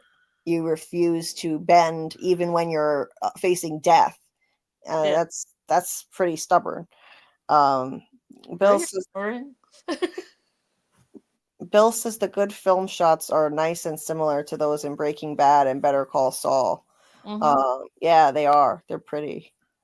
Yeah, he originally was going to film Breaking Bad in California, but the film industry in New Mexico was a lot better and a lot cheaper to film there, so he chose that. I think he just fell in love with it because he's shot all his other shows there. Okay. So it's kind of an interesting happenstance. But I mean, the beauty of the area, I can understand why he fell in love with it. Right. Hey, Umbra. Happy New Year to you too. Nice to see you. Happy New Year. I don't have my thing. It's in my pocket, I think. Yeah. Hope you had a nice holiday. And hey there, Daryl. Again, Daryl says Carol just met the guy. I wouldn't get in an ambulance with him if I was her either. Yeah, I completely agree. Like, especially given the fact that he had a machete on his belt, right? Yeah, I wouldn't for sure. And Doc dropped the link to Umbra's channel there. And he covers gaming and other stuff over there, so there's the link to that. He's got a couple of Doug Hughes videos over there as well if you're interested. He does so let's see. Okay, just kind of scrolling through trying to catch up with the chat here. Yeah, Gabrielle Carol was kind of delulu here 100%. Okay. Phil says, "Are values equal? How do you prioritize life?" Yeah, I mean, those are definitely philosophical questions. Like the show brings up so many really fascinating questions. I love that about Pluribus. Wait till Manny learns about the protein source. Oh God, as soon as he hears about that, I don't know how he's gonna react to that. It's not gonna be good. It'll definitely validate him never wanting to trust anything about them. Um, and Daryl, yeah, I mean, I agree with that. If you were given a choice to let a human or an ant live, most would choose the human. Yeah, exactly. But there are some philosophical systems, especially Eastern religions, that quantify all like life the same. Like you don't want to kill, an ant in your path. You Right, want to live at peace with everyone. Not to the extreme the hive does, but it's kind of like in the same arena. right. This is So for infant. This is for Umbra. Found my horn. nice.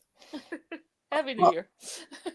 Third Rock. Yes, her wife died. Right, so she is single. But I think I accidentally referred to Helen as her ex. That's not her ex. That would be her Well, late. X because she died. Yeah, but that would be her late partner. Like nobody calls their deceased partner their ex. Yeah.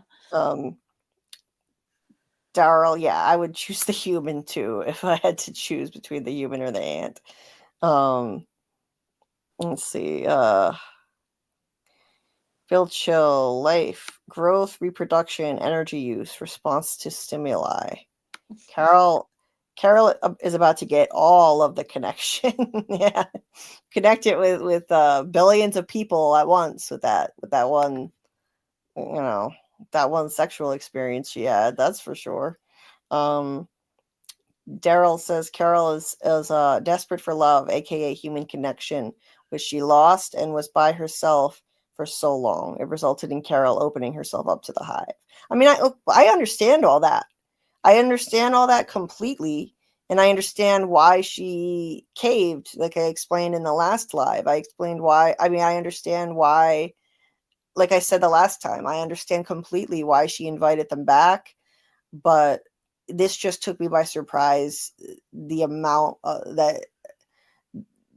delusional, behavior she showed in this episode, just based on how where she was at in the previous one. That's all.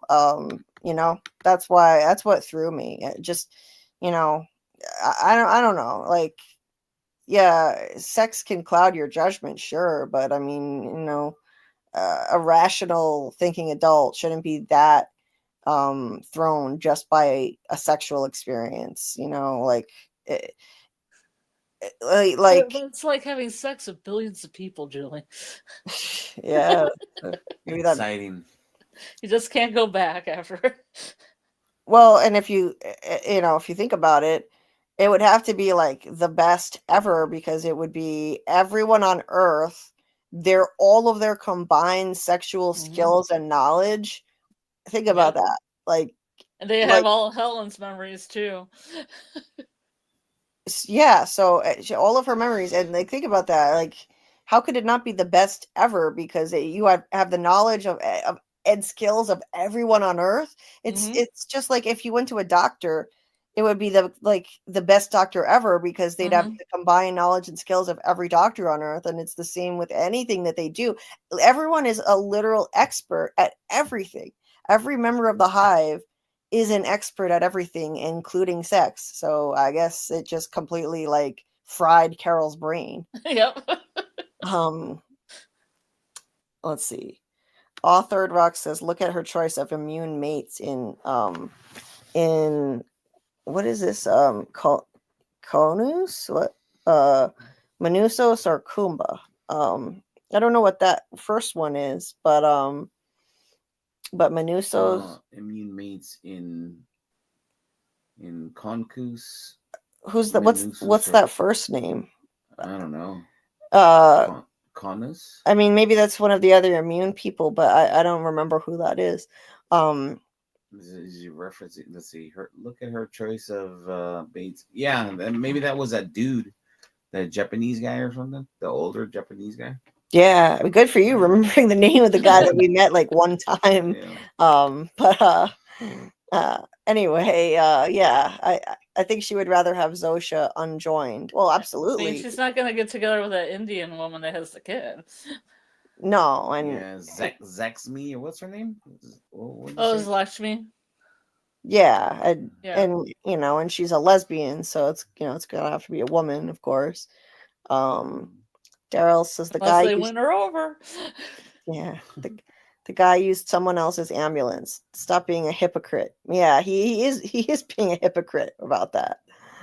I talked about this in a different chat. If Manu wanted to, Zosha would sleep with him. Yeah, she would. Absolutely, she would. All third Ruck says Carol almost said you can't love him the same because you are my girlfriend. Yep, that's right. Mi amor. Daryl says I did feel bad for Carol. Oh, I do too. Believe me. By the end of this episode, I felt really bad for her. She just wants love. I feel bad for her, but I was also just so frustrated with her. This whole situation broke her. Yeah, I agree. Jay says Carol's brain is warped after so much solitude. Yeah, but it wasn't. But see, that's the thing, though. It wasn't that warped until the sex. It wasn't. It wasn't this warped because she was still plotting to try to unhive everyone. She was still gathering information on her whiteboard in the previous episode. It wasn't until the sex that she completely went off the deep end. So it wasn't just the isolation that did this. That's the thing that threw me about it. Third Rock says, I've heard theories that the hive mind has been feeding Carol and the other immune happy drugs in their food and water. Oh, that's interesting. You never know. Like, but if that's, yeah, I mean, and if that's the case, well, Manusos, that would explain why he's able to be this steadfast against them, because he's refused to take any food or water from them. So I don't personally think so. I don't think that they're drugging them, but you never know. And yeah, antidepressants maybe, because she did take food and beverages from them. I don't think so, but who knows? Jay says the hive love bombed Carol into her becoming an ally for them. Yeah, they sure did. It worked. The charm offensive worked. Scarlet, were you saying something? Oh, I was gonna say steadfast is a good word for Manos too. Yes. It's very steadfast. That's a good word. Daryl says Zosha would turn me too. Zosha's fine. He's gonna be huffing that smoke pretty soon. Take my stem cells. Right. Doc says Sex Changes, great song by the Dresden Dolls. Oh yeah, it's a good song by the Dresden Dolls. I got a poster of Dresden Dolls in my living room. I saw them at the Fillmore in San Francisco, and when you go to the Fillmore in San Francisco, they give you a poster of the gig that you go see, the concert, for free. Oh, that's pretty cool. That's cool. Memories. Yeah. Jay says, what is one atom bomb going to do when there are 7 continents of people creating their very own antennas? Yeah, honestly, Jay, I don't know. I don't know. I think it's just so that they can feel powerful and that it's, to kind of scare and intimidate the hive to just, stay away from them. I don't know. Like maybe it's just Carol. I think a big part of it could be just Carol kind of lashing out because she's so hurt by realizing that this love that she thought she had with Zosha is not real, and then they were still plotting to to add her to the hive against her will, so including Zosha. So I thought it was her dark sense of humor. That's what she would do. Yeah, I mean, because she's like basically like, fuck it, I'll just get the atom bomb like I originally tried to order. Right. Why not? I got Yeah. no fucks left to give. Yeah. Be that too. And I'm gonna try to catch up with the chat. Let's see, we're almost caught up, and then we'll get back into the breakdown. I'm gonna try to get through this as quickly as we can because my pain's already getting worse. I can't even get through 2 hours of a live stream now without my pain spiking. It's really depressing. I gotta say, it's killing my love for doing this, and it makes me really sad because I love live streaming, and I don't want to have to stop doing this, and I'm really upset that I can't even sit here. I can't even recline for 2 hours without my pain spiking really bad right now. Like, this is ridiculous. I did a really intense pain management walk leading right up to the start of this live so that I could be, okay to go for up to 3 hours if need be. But I can't even do that. It's upsetting. Sorry, just a little aside. So Yeah, that's okay. We're here for you, Julie. thanks. Do what you need to do. I mean, if you need to stand up or anything else, make it easier. The problem is I can't, I have a lot of screenshots to get through, and I can't walk around. Yeah, that's the problem, because you know what? I'm going to transfer a lot of stuff to a laptop eventually. My partner was nice enough to give me a laptop for Christmas, so maybe I can help you out with that. Oh, in the future. I can take, we can, I can point at photos and you can walk around. Right. Yeah, It's like just going to take me a while to set it up because both of us have been sick over my break. That was one of the things I was going to do on my break that I haven't been doing. Yeah, like maybe sometimes, I could take my screenshots and share the album with you, and when I can't do it anymore and I need to get up and walk, like you could just scroll through the photos and we could talk over them. Yeah. Yeah, that's something that we could definitely explore, because that's the problem. I'm tied to this. I have to be at rest while I'm doing these screenshots while I'm showing the pictures, and I don't have a treadmill that I can stream on.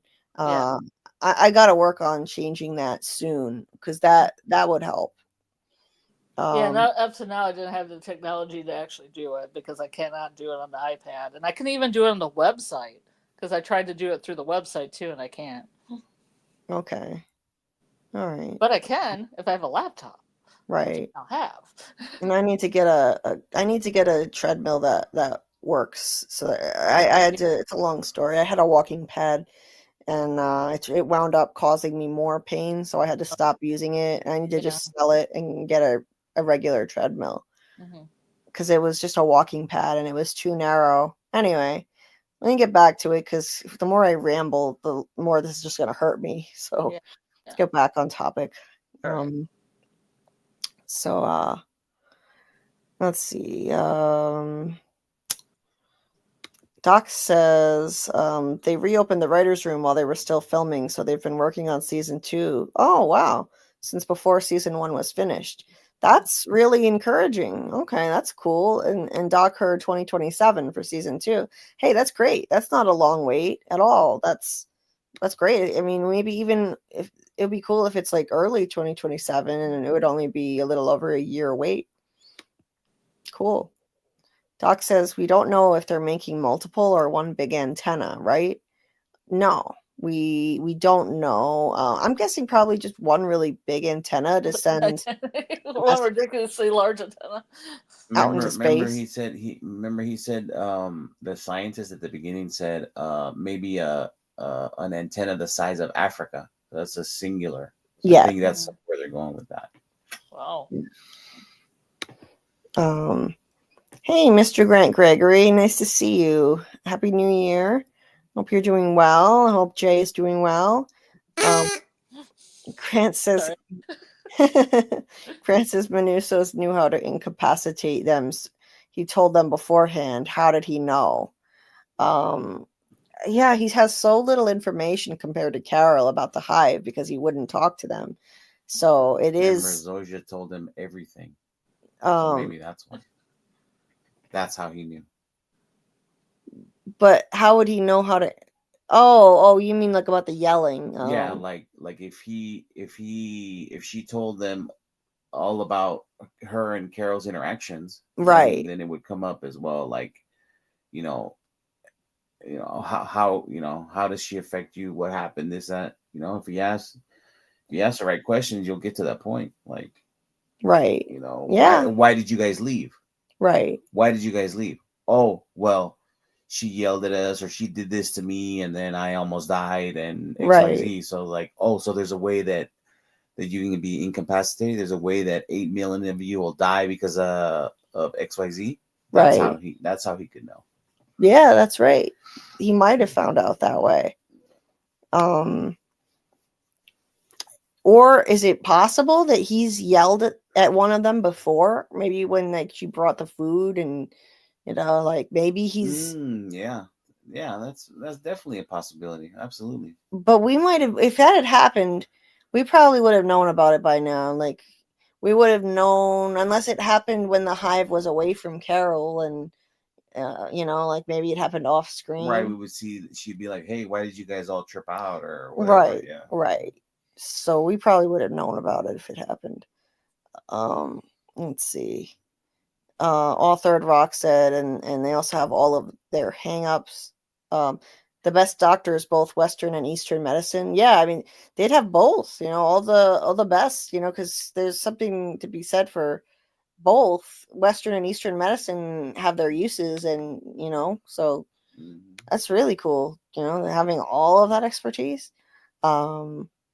Jay says, if they are only building one big antenna, why is the hive all over the place instead of just consolidating to a single location for construction? Yeah. Well, they might be going to one place, because all we really know is that there were a bunch in a village in Peru, but they all left. And there were some around Albuquerque and Las Vegas for the people that are not hive people, but the rest of them could be just all in one place. Yeah, I mean, we're talking about billions of people around the world. They can certainly spare enough people to send to Carol in Albuquerque, and a few other immune people in different places around the world, and you've got billions of other people to help with construction. I don't think they need billions to construct the antenna. Right. It's like, how many people do you need to hit one nail? Right. You reach a certain point of, there's only so many people can be in the room to do something. Right. Yes. Kuma is Mr. Diabate. That's right. In Vegas. Yes. Yep. Yeah, I always forget his first name when I'm trying to bring it up, but whenever people mention it, I do remember who that is. Yeah. But whenever I'm trying to think of it, I always just call him Mr. Diabate. For some reason. It goes off the lips really well. Yeah, and since I took French classes, I that sticks in my head more. Yeah. Daryl says, when Carol was writing on the whiteboard, she was just trying to convince herself that she wasn't opening up to them. I disagree. I don't think so. I think that she really was continuing to try, because she wants to help them. She wants to help them by curing them. This isn't about destroying them like Mano was talking about doing. She's trying to cure them and save them. So she's collecting a lot of information, and Captain Save-A-Ho. Yeah, and yeah, so I do think that was sincere, like gathering the information. And she's also I think she was also when she, in the way that she wrote that line, they eat people with they period eat period people period. I think that was her trying not to fully give in to them. Yeah. Trying to convince herself not to fully open up to them. That part, I would say, Daryl, she was trying to convince herself not to fully open up to them in that case. Absolutely. On that particular point. But I don't think all of it was just, her trying to, bullshit herself in a way. But yeah, she was trying to resist fully letting them in, is how I would put it. Like, and she could feel herself slipping, she's been attracted to Zosha all along. And so she was trying to resist that charm offensive. Straight delusion. So in that way, yeah, she was trying to convince herself not to do that too, so not to give in. But I think at the same time she was actively trying to gather info and figure this out so she can save them. Hey S. Madison, nice to see you. I hope you're doing well. Happy New Year to you. Wait, oh. Truly the goat in the beginning. Yeah. The goat, right? That was so sad. The poor baby goat. The pet. It was So when she basically gets a too pet. far away, it's like Yeah. It looked like her pet. That was really sad. I felt bad for the baby goat. Just abandoned. Authored Rock says, I don't think it's an atom bomb in that box. Really? well, I totally think it's Atom Bomb. Yeah, I think it is. Yeah, I I think think it's her eggs. It's a huge box of eggs. that would be a huge box of eggs. Yeah, it would be a big box. The goat broke my soul. The goat. Yeah. Thanks, Miss J. I appreciate it. It's really hard. I'm not giving up. I'm not gonna give up. I love this channel. I love live streaming, but it has taken a lot of the joy. I'm not gonna lie. It's taken a lot of the joy out of this for me. It instead of being like a real escape, a full escape and distraction in the way it used to be, and joyful. It's a smaller distraction. It's not able to. I'm not able to enjoy it to the full extent that I used to, and it's depressing. But I'm not giving up on. I'm not going anywhere. I just have to scale back the length of the lives as much as I can, and just focus as much as I can on self-care and not overdo it. Thanks, Daryl. Daryl says, continue with the episode if you want. You don't have to read the comments. Yeah, but that's the thing. I don't want to stop reading the comments. I like engaging with everyone. I like hearing what you guys have to say and making it a conversation. Yeah, nothing's worse than a live where only people that pay a lot of money for super chats get read. Yeah. And this is an intimate group. It's not a large group who come to these, so it's manageable to read a lot of comments. I mean, if we get more people from season 4 lives, then obviously I'll have to read a lot less comments. I won't be able to read as many as I'm doing now, out of the total that we get if we get more people. But yeah, I don't want to just skip a ton of your comments. I may have to read less of them. I may have to just cut back a bit though. I hate doing it, but sometimes I may have to. Jay says, I wish it would come out this year could come out this year because I hate waiting. Yeah, I do too. And Pluribus really left me wanting more. It's a slow burn, and it's hard to be patient with a slow burn, and you want more. It really leaves you wanting more. Let's see. Doc says maybe they will build it on the moon. Like the antenna. Yeah, maybe.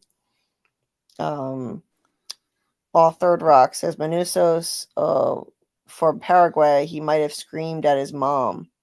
Yeah, that's what you were saying. Like it may have happened, at the very beginning or something, right? Where he would know that's how that works, right? Daryl says by opening up, I mean she's trying to convince herself that she can't like Zosha. Right? I agree with that. I agree with that point. She double-lined they eat people to be like, you can't like Zosha. Yeah, 100%. 100%. Jay says, will the atom bomb ever go off before the series ends? I say yes. She had already killed millions. I don't think so. I think it's just a joke, and it'll be a running joke. I don't think they'll actually go there. What do you think, Scarlet? No, I don't think so. I think it was just kind of a humorous way to end it. end the season, and you Yeah. know, being jokey, kind of the dark humor that the show's pretty much known for. I think it's probably just going to be metaphorical, if anything, because if you have something that can devastate people, you probably won't use it. It's kind of a symbol. He won't use it. It's just a symbol. They'll figure a way. Those It's two a guys, symbol. those two kids, they'll figure a way. It's just like it is for countries who have nuclear bombs. It's like, don't fuck with us. It's a deterrent. Mutual assured destruction. That's what I'm trying to get to. Or It's a deterrent to fucking with them, or it's that pistol in the drawer for home defense. Yeah. The nightstand. You hope never to use it, and you probably never will have to use it like that. Right. Karl just dropped the link for Miss J's reviews. Check out Miss J's reviews for TV coverage on TV shows. Thanks for dropping that. I'm playing Grant's channel as well. So, and Karl's looking for the link to Mr. Grant Gregory's channel. He, of course, designed my awesome intro for the channel, which we love so much. Thanks to Mr. Grant Gregory for that. So, always like to drop his link, and that's also in the description of this video too. Mr. Grant's channel is in there, so you can find it there and check out his content. He does live streams, and they have some real fun ones, like the Full Aussie podcast that they do on Saturdays. You talking about FAP? Yeah. It's a fun live stream. So, okay, let's get back to the breakdown. So Zosha gets down on the floor, saying something's about to happen. Don't be alarmed. And yeah, she's about to go into a seizure, of course. Like, this is what happens when someone screams at them. And I predicted that it wasn't just going to be Carol who would have the ability to inflict this on people by screaming at them. I think anyone who screams in their face and upsets them enough can cause this reaction, and sure enough, Minusos can do it too. They're really delicate now, these hive mind people. If the aliens who sent this signal really were to invade Earth, I mean, they would have a real easy job conquering humanity at this point. They can't even handle you screaming at them. So she realizes that Minusos must be up to something.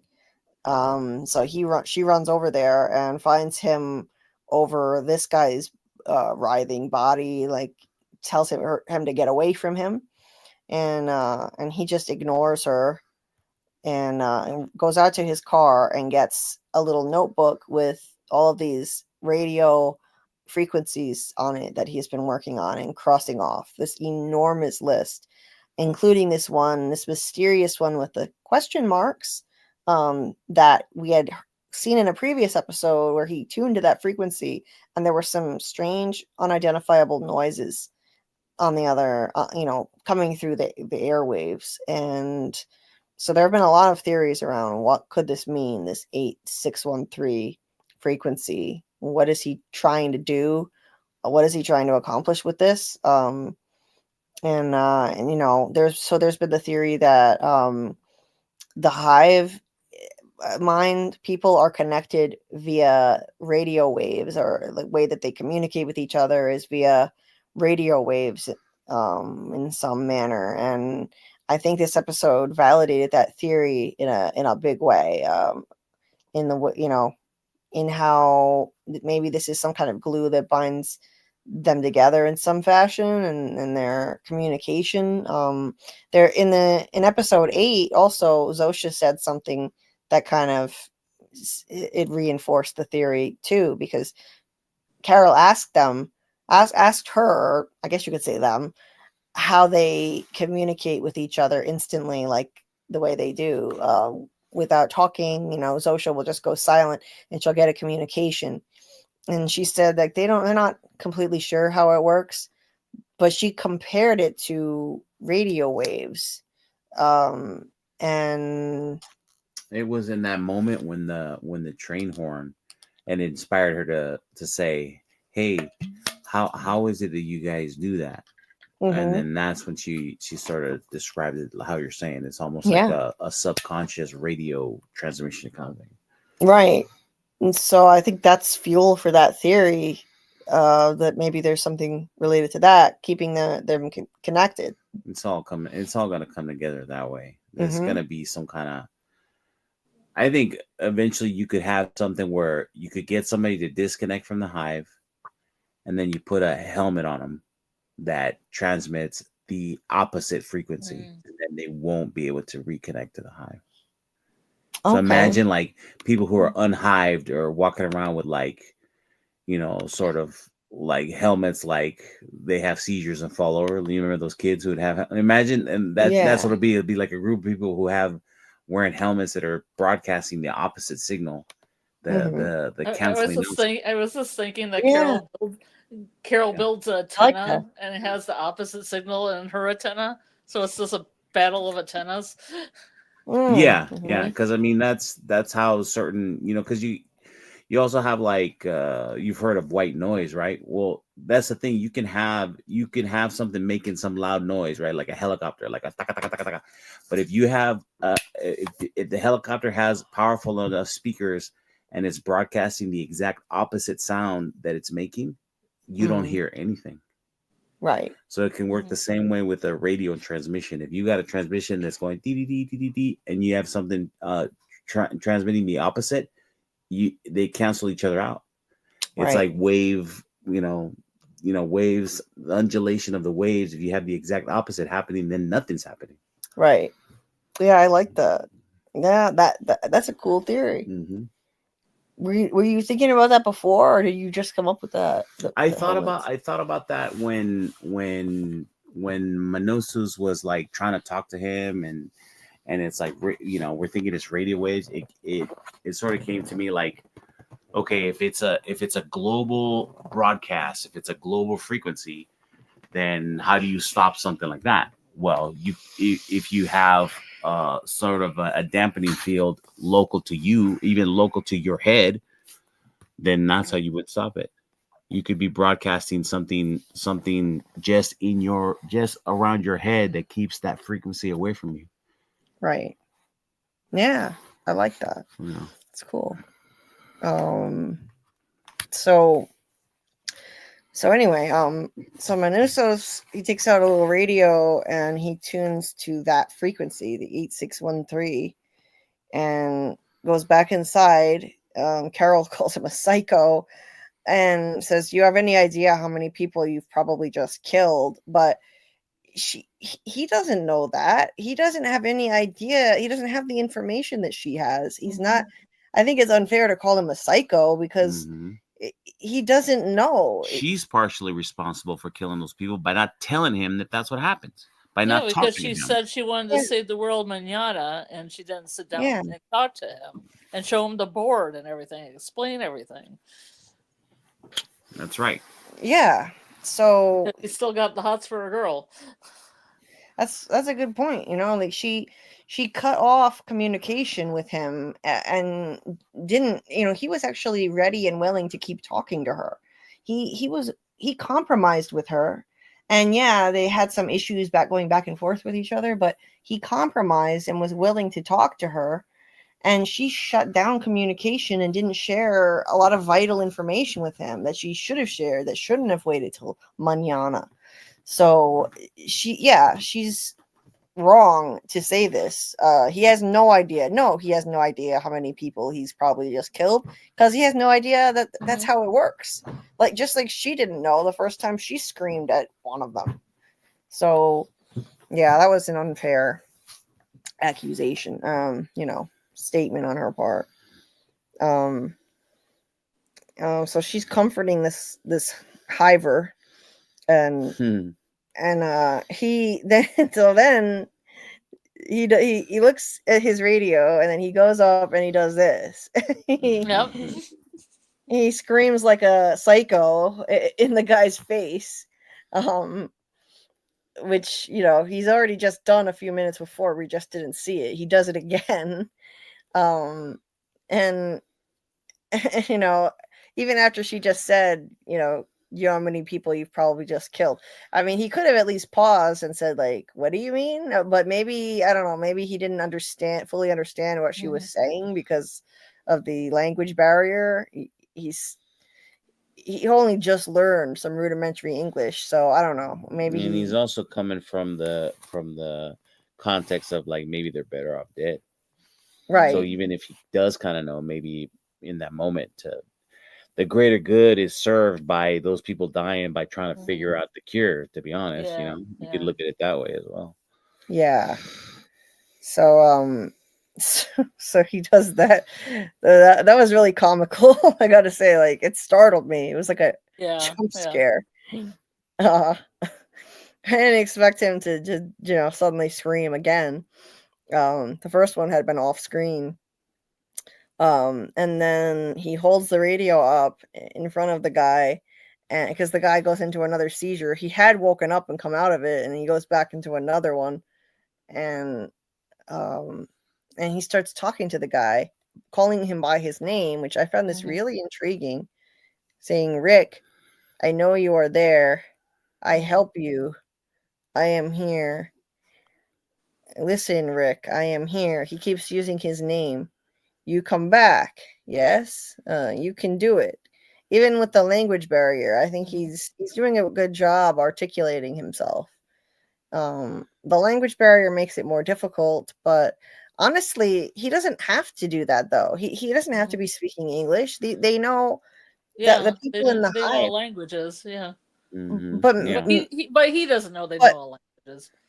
No, he doesn't know. He doesn't know how all this works, so he doesn't really know that they have all language knowledge. Also, maybe for all we know, this Rick is only an English speaker, and maybe if you're appealing to the individual, it only can be done in their native tongue. I think that would probably work the best. Right, you don't want him to be accessing the hive to know Spanish to then speak to the individual that doesn't know Spanish.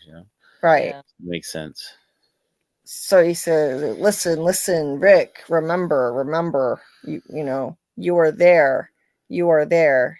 You come back. Rick, I know you are there. You can remember. You can come back. You can come back. I am here. See, this is really intriguing. And he's trying to get Rick to look at him, using his name over and over again. Just really appealing to him individually and trying to get through to him while that frequency is tuned in and close by. So maybe there's something to that, and I want to see where this goes in season 2. I'm really curious to see what makes him think this could work. What does he know that we don't? What gave him this idea to try this? He has so little knowledge about the hive and what's going on with the world. He's been so isolated. So how did he happen on this brainstorm to try this? And could it work? I think it could work. If she hadn't interrupted, who knows what might have happened? If Carol hadn't interrupted now, I believe that you can unhive these people. I think you can break someone out of it, and he might be onto something here. For all we know, Zoja was unhived by what Carol did to her. Right. We don't know exactly what happened to her, because there was a point where that nurse called her an individual. Yeah. So it's kind of some weird language choice there, if they're a hive member. Yeah, and Zosha has been using the word I more often. Now, it could just be a manipulative tactic for Carol's benefit, but I think it's possible she could be, somehow accessing a vestige of Zosha's individuality, and maybe starting to unhive Zosha, and it could be possible, like, down the road. And even Carol making her access, like, your memories about the mango ice cream and this and that as a child. Yeah, exactly. It may have a latent effect to bring her out of, or create some separation, create some tension to the hiving, to create some push pull to unhive her, I think so. I think that was a breakthrough Carol made Mm-hmm. when she like not only did she get Zosha speaking as an individual, saying I instead of we, but she got her to relay a memory from childhood, a very detailed memory from childhood. So I think that was a breakthrough. Imagine if these two were actually working together. Right. They pool their knowledge and their resources. I think they could actually pull this off and figure out how to break someone or maybe multiple people out of the hive.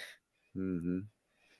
But Yeah, right now I thought that about Zosha, but then when she was talking about how she loves everybody equally, I was like, oh, maybe that was a manipulation. yeah, I don't think it necessarily has to be just because of that. I think progress isn't it doesn't need to be a straight line. That could have been a breakthrough in that moment.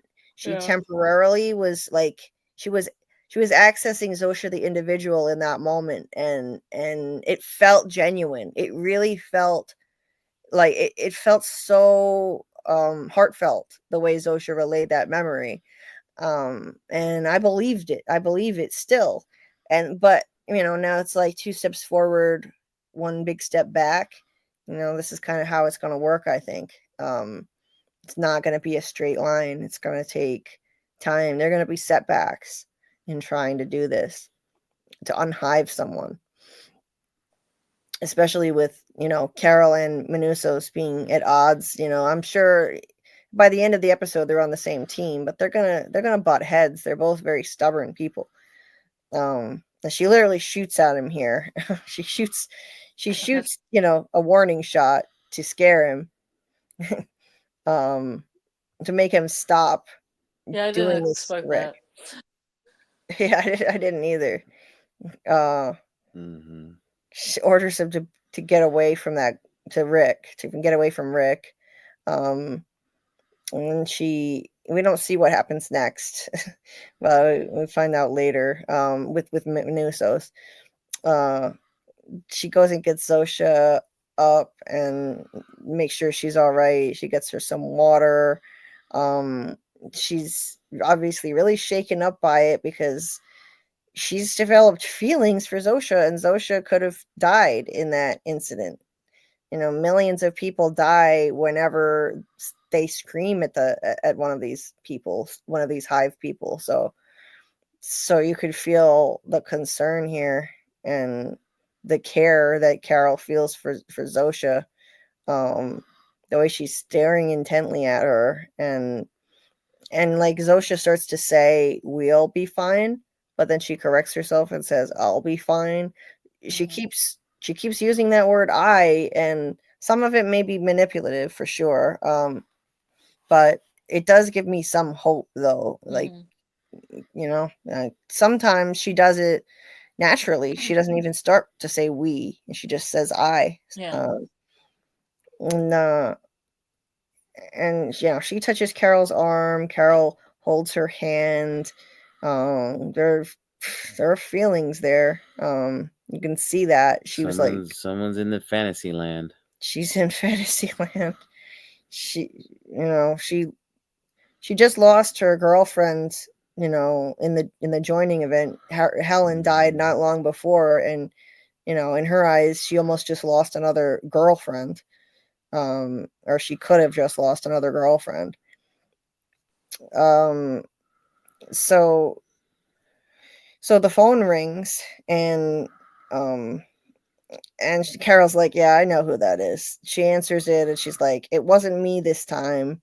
Screw you too, locked me." Yeah, I like that. A little bit of humor thrown in there. Yeah.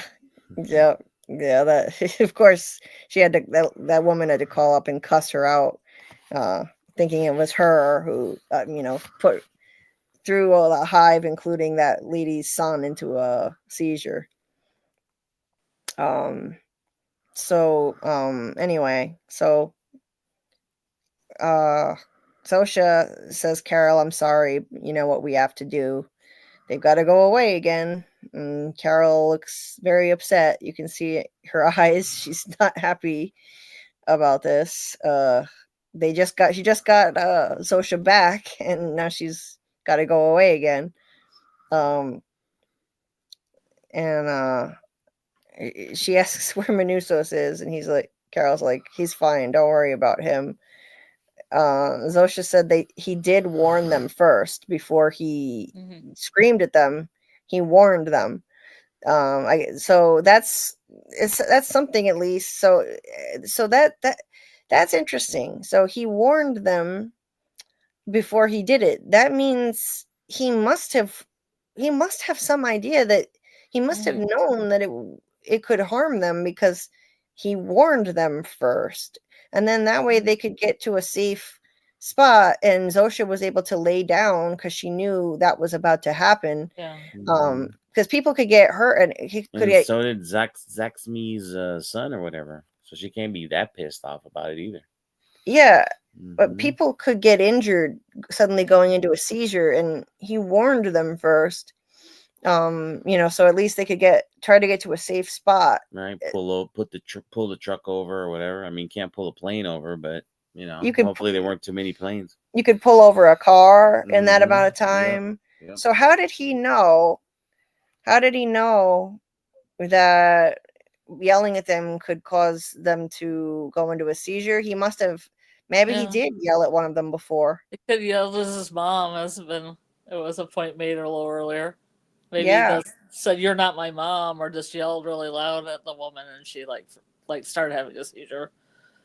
Yeah, and this must have been at a point when they were all away from Carol, so she just didn't know about it, I'm guessing. Or I'll just reiterate that when in his download, when he was talking to her, she explained why they went away and how they can be negatively affected by what the emotions from the immune.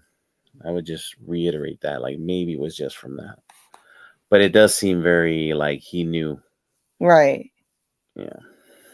So yeah, she's very sad. Her girlfriend's driving away. She opens up the trunk, and once again, prominently displayed Ace Baby. Wonder why. And Chekhov's baby. Yeah. Be a baby. And there he is in the trunk. It's not a tumor. It's not a tumor. It's my baby. So she made him get in the trunk at gunpoint, obviously, and lets him out. Says they're leaving again, the whole city, and he says it was worth it completely. Now I know much more. You were right. I think there's a way to put things back in their place. So yeah, he's trying to right the world the way she's trying, and he says now the work begins. Come on, let's do this together. But she's not interested in working with him. She's off in lovey-dovey land, so she just ditches him. She just ditches him. She gets in her car and leaves. He says, do you want to, I liked this line where he said, do you want to save the world or get the girl? Hence the title of this episode in Spanish, the woman or the world. And yep. Now Carol getting worked begins. Yeah. And right now she just wants to get the girl. Love has blinded her to reality at this point, unfortunately. And and she still hasn't properly had time to grieve normally, or a support system for her grief about the loss of her partner. So she's just not at her best. So I do have empathy for that. I can be frustrated and still have empathy for her. Be frustrated with this character's, lack of common sense in this episode, and still, I do have empathy for what her situation is. She just ditches him, leaves him there alone, and then we see where she went. She's off on a vacation to end all vations with her girlfriend, her fantasy girlfriend. Exactly. Just like let the scissoring begin. God. And she's reading I was a gonna book. say they can scissor their skis as well. What? She said scissors and skis. Oh. No, you can scissor the skis when you put your skis like that. It's called scissoring them. Yeah. Oh yeah. Oh yeah. Layers of scissoring. So she's reading the left hand of, it looks like, darkness. I didn't Google this to see what it's about or anything. But I'm sure it was featured for a reason. Yeah, it has to do with someone being sent to an alien culture or something like that. It has to do with aliens and stuff. Oh yeah, it's Ursula Le Guin. Yeah, like a different she's society. a pretty popular writer, Ursula Le Guin. Pretty popular sci-fi writer. Oh, okay. I've read a couple of her books. She's got probably 40 books. Pretty prolific. Okay. Yeah, I hadn't heard of her. So anyway, so she's glowing. Yeah. She's radiant. Oh yeah. And of course, I can't help but notice. What did you notice? Yeah. The have book, race, baby. The book, it looks kind of blue too. She's blue and white, and the blue and white. The hive mind has crossed into the blue. Gotten her. Mm-hmm. Yeah, they've gotten her. Won over to this extent.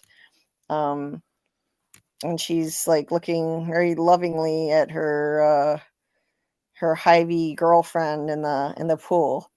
And they're in this gorgeous location here. And that's like Thailand or something, right? Those cliffs. Right. I'm assuming. Now this is kind of a bad green screen. Yeah. Clearly they're not actually there. Yeah. Very yellow, right? If we're always commenting on the colors, it's very very that dress. Mm-hmm. Yeah. The water is very blue. They keep being surrounded by water. The pool, the ocean. And then they're in this location here. Oh yeah, sorry, no. First, there's one more picture there. Beautiful aerial shot of the beach. Oh God, I love that. That is gorgeous with the shadows of the palm trees and the surf on the beach. Beautiful. And it fades into this shot of them pouring. That was cool. Tea. Yeah. Mm-hmm. Yeah. That was a cool shot. That was real cool. Bubble bath. And that's all. God. And once again, that's all theater. All those lights, everything there is on just for her. Yep. Not for nothing else. All those city lights. That's all shut down, during that time if she's not there. Right. Absolutely. Mm-hmm. It's just an elaborate show. I was just rolling my eyes so far back in my head. They're in a bubble bath now. Come on. God, she's so drunk on the Kool-Aid. Oh. Hopefully not that kind of Kool-Aid, not the human-derived protein. The human milk Kool-Aid.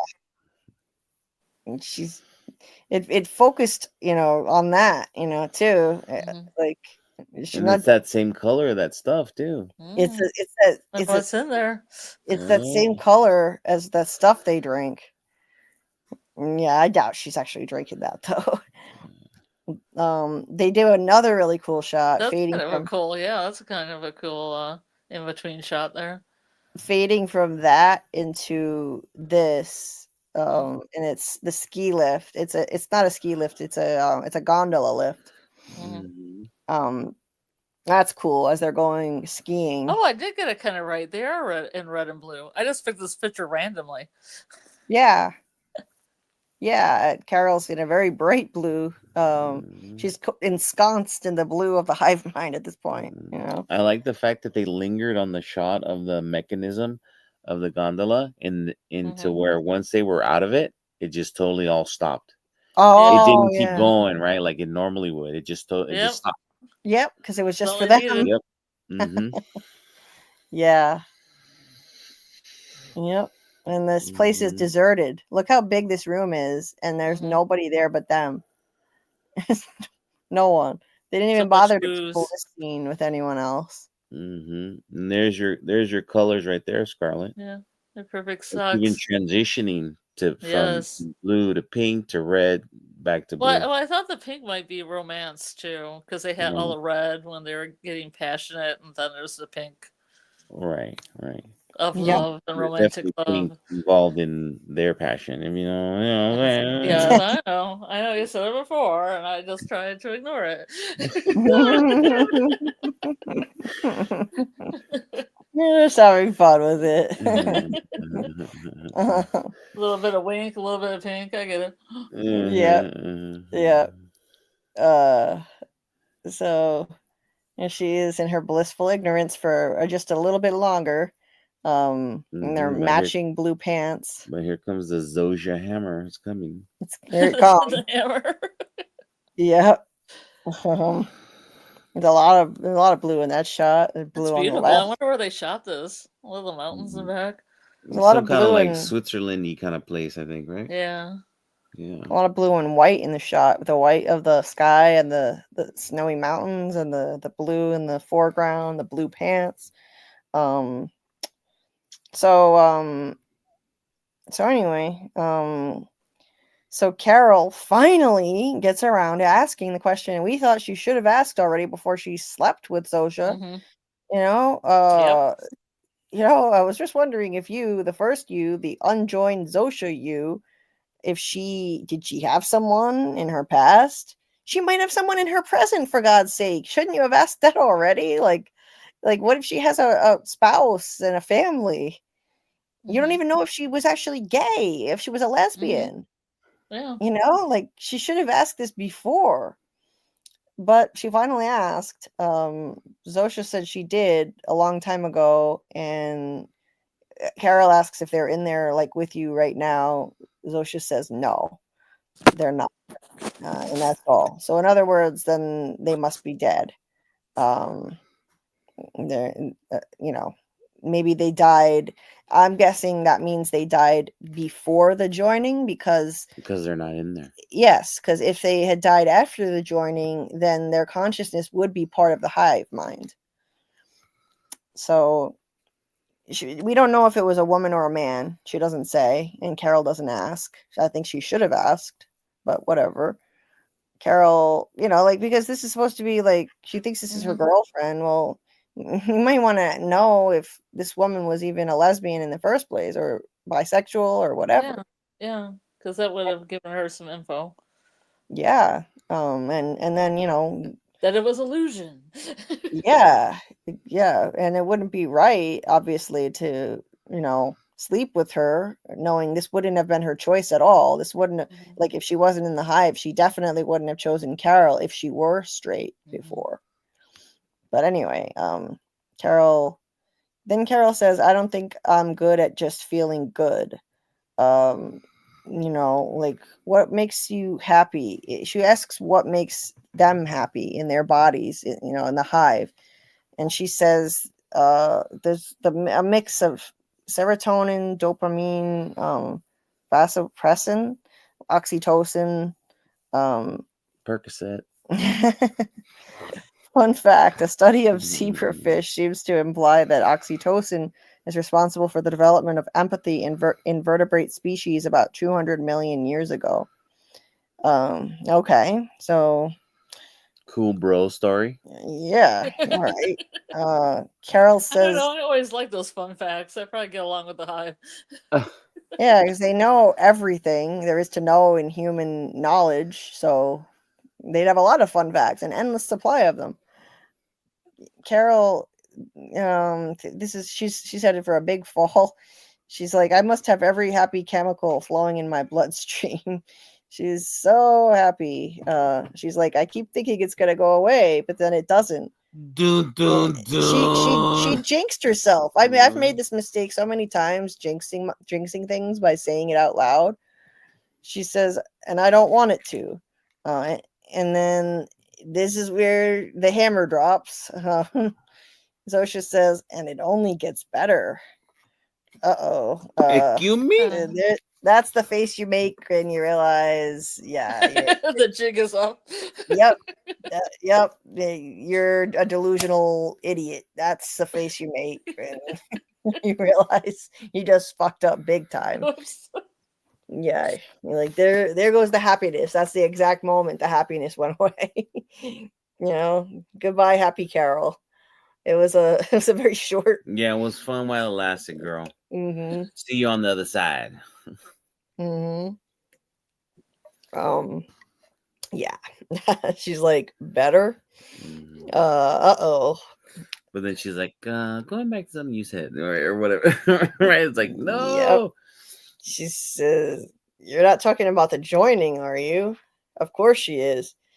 That's not even, you told me that you needed my stem cells. Did that change? So she says, no, that's right. Carol's like, so without my stem cells, you can't convert me. And if I don't expressly give you my consent to jam a giant needle in my ass, then you can't take them and I stay me, right? That would be correct. Yeah, really?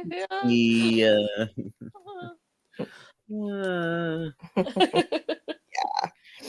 Like we're just waiting for it now. It's like, yep, here it comes, the frozen eggs. This is where this is like people have been talking about this for a while, where Carol's frozen eggs would come into the story, and they were, Chekhov's eggs. It was gonna happen eventually. Chekhov's eggs. Like this is definitely gonna be relevant at some point. That's ace baby eggs. We're gonna have an asexual baby. Like, well, one of these asexual people is gonna have a baby. Yeah. Baby.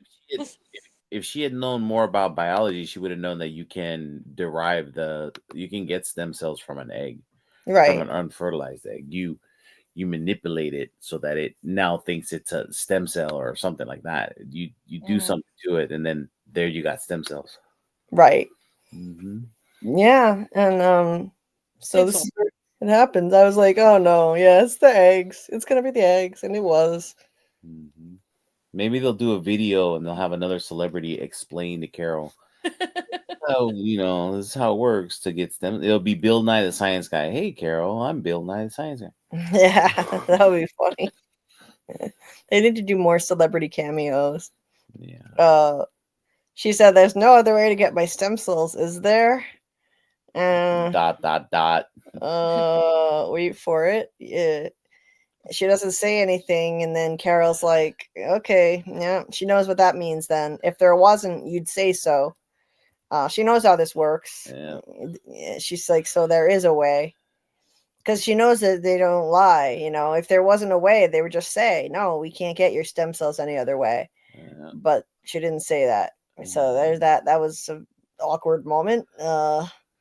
And this is like that. I felt really bad for Carol. Like, I thought this was a very effective camera angle to have her looking right into the camera as you see her. She looks so pathetic right there to me.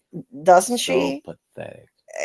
But I felt for her, like, this is her looking right into the camera as she's realizing, oh wait, this is how they're going to do it. This is how they're going to add me against my will to the hive. The woman who I thought loved me is going to do this using what a violation, my frozen eggs. Oh, like, this is brutal. Like, she's thinking about it, and then her face falls like that. And then she remembers the frozen eggs. That was crushing. Vince did a great job, like capturing that moment, capturing that realization with her looking right into the camera, centered this way. I thought that was really effective. And even though I was personally really frustrated with her in this episode when she went gallivanting off on this trip and, just lost her marbles, I felt so bad for her, of course. I mean, I feel so much empathy for her and sympathy for her in this situation. Like, she got so fooled and so carried away in this fantasy world with her, and she's grieving her lost partner, and she just hasn't been thinking straight. So this is crushing. What a devastating moment. None of this is real. She realizes this is all just bullshit. She's been living a lie. And she remembers her eggs, the ones she froze with Helen. She's like, you have them, don't you? And Zosha said they do. See, they don't lie. And you can make those into stem cells, can't you? And Zosha, of course, predictably, is honest and says it takes time and patience plus a bit of luck. And she admits that, yes, they're working on it. And Carol's like, and she's like, you have to understand how beautiful it is, Carol. You'll see why we have to share it. Carol doesn't want to hear about this nonsense. This is devastating. But she goes on, as happy as you've been, that's only the tip of the iceberg. In fact, Kusumayu, you remember the young Peruvian girl? She just joined us. And I promise you she's happier than she's ever been.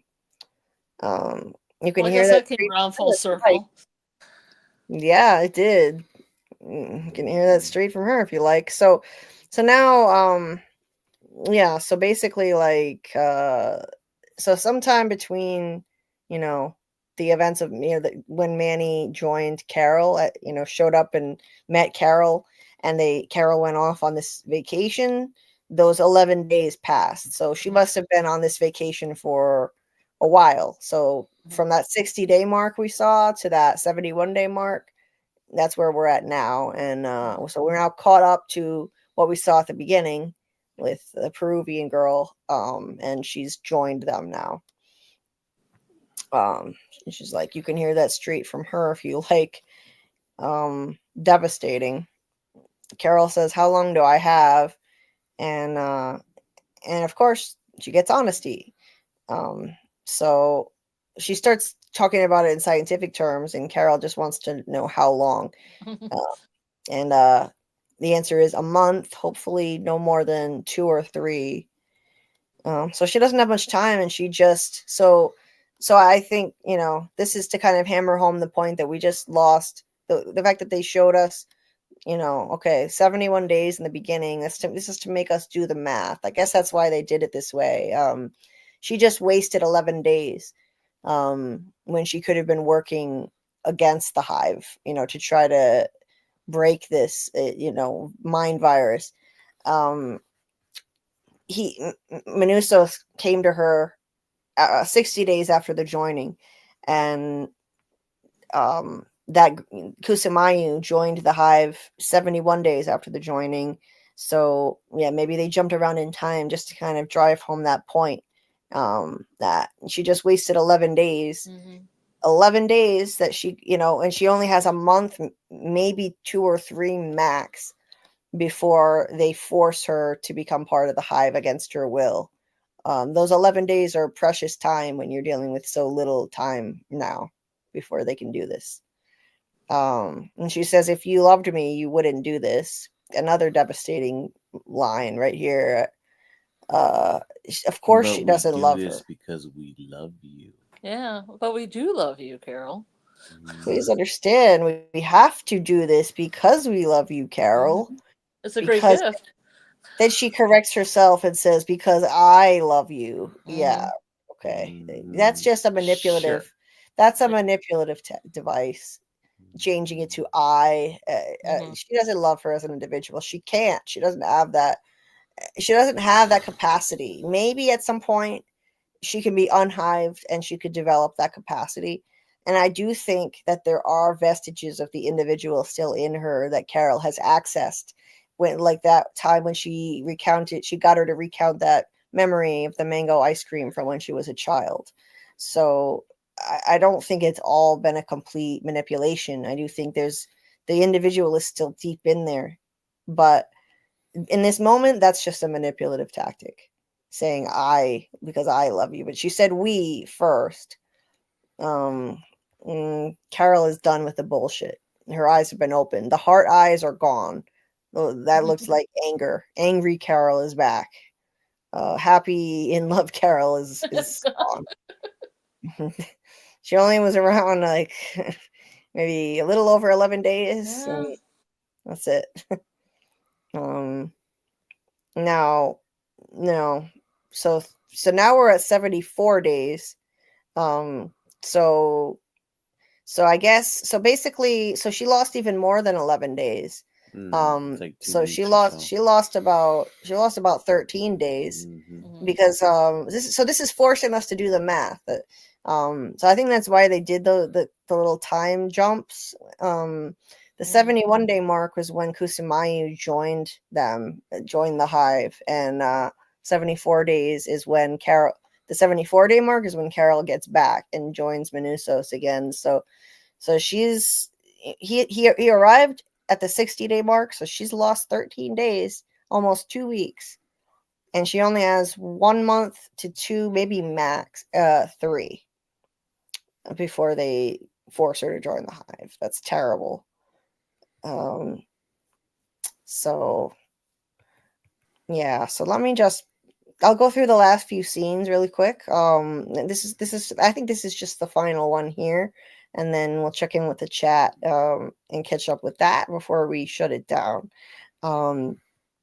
We see that Minusos is reading a bunch of scientific books, trying to educate himself and figure out how to beat this. And she could have been there with him all this time. It says it looks like basic electricity, Faraday, Maxwell, and the electromagnetic field.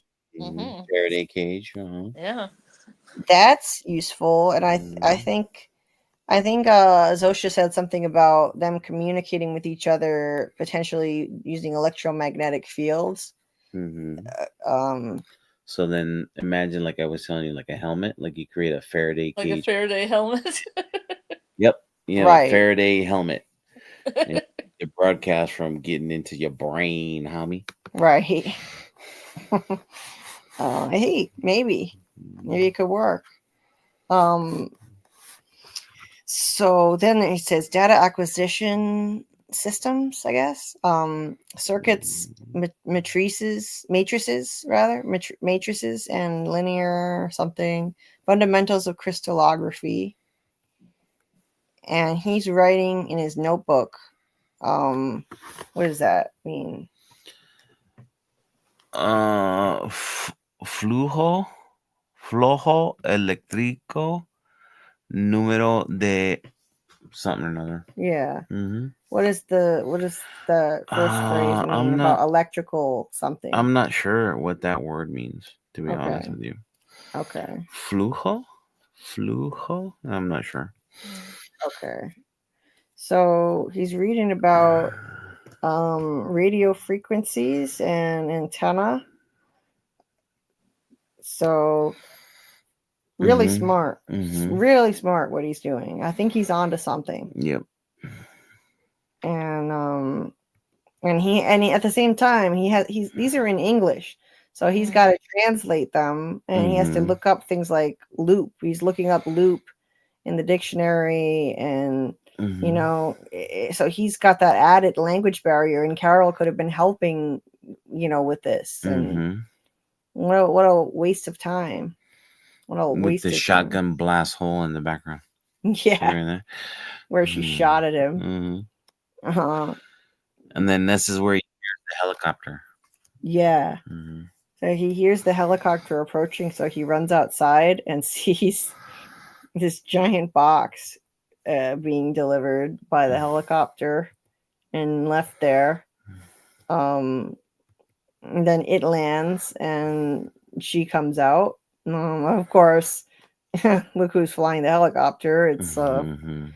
it's Zosha, because she could do everything, and she flew a plane at the beginning of the season. Now she's flying the helicopter.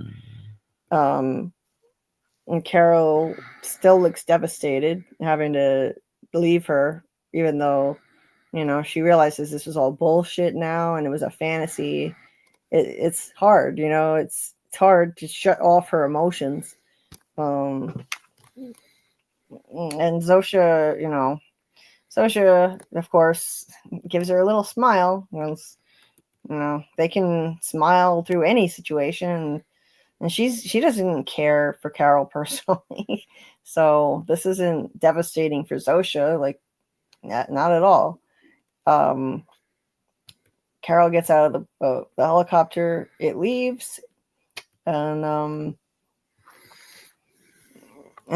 she's watching her fantasy fly away. All apart. Yeah. Wah, wah. And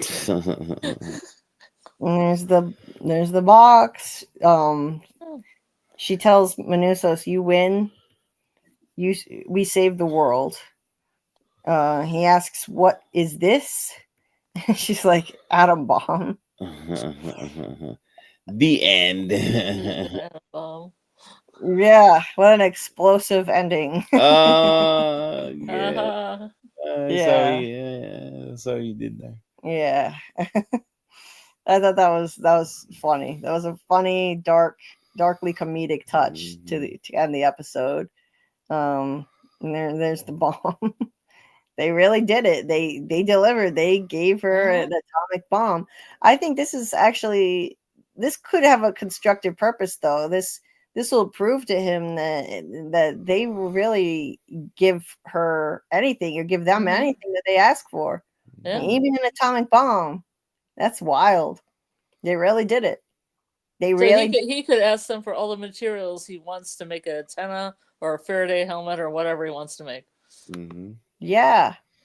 They don't say no. Like, people wondered, you know, if when it came down to it, if she asked for it, would they really say yes? I believed they would, and they sure did.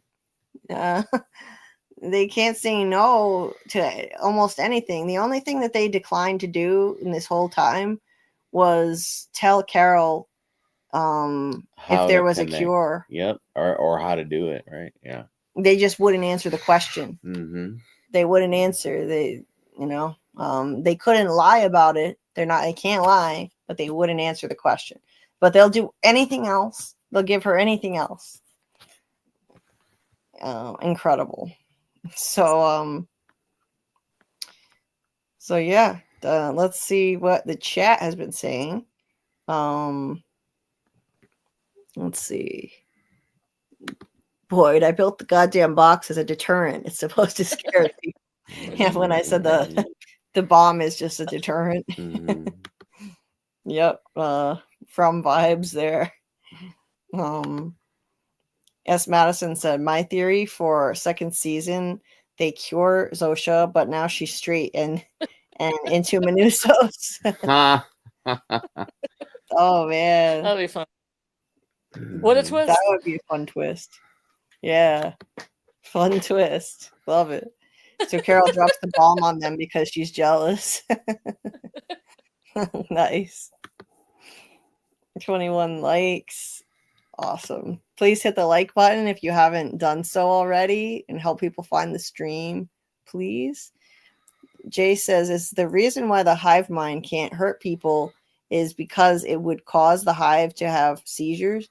Are they non-harmful out of self-preservation?" I mean, wait. I don't know. It's the reason why they can't hurt people because it would cause them to have seizures. I don't know about that.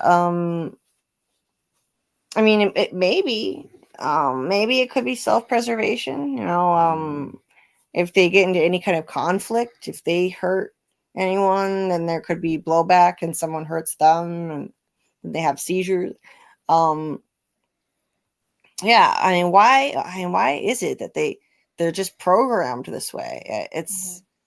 they're programmed that they can't hurt anyone. That's Or that's what I anything. wondered. I wondered if the like waves weren't like just aimed at intellectual species that had enough intellect that they could cause devastation with like a bomb, and this is to keep them in check. But they're not going to hurt any animals or anything because they got to leave the planet the way it is for the other animals and things there, or Mhm. to start anew. Yeah. So there isn't destruction, like mass destruction, like a species that could take itself out and the whole Earth with it, like the whole planet. Right. Right. Yeah, maybe. Yeah, something interesting to think about that. Authored Ruck says the 8613 frequency is used globally by military. Oh, is it really? I didn't know that.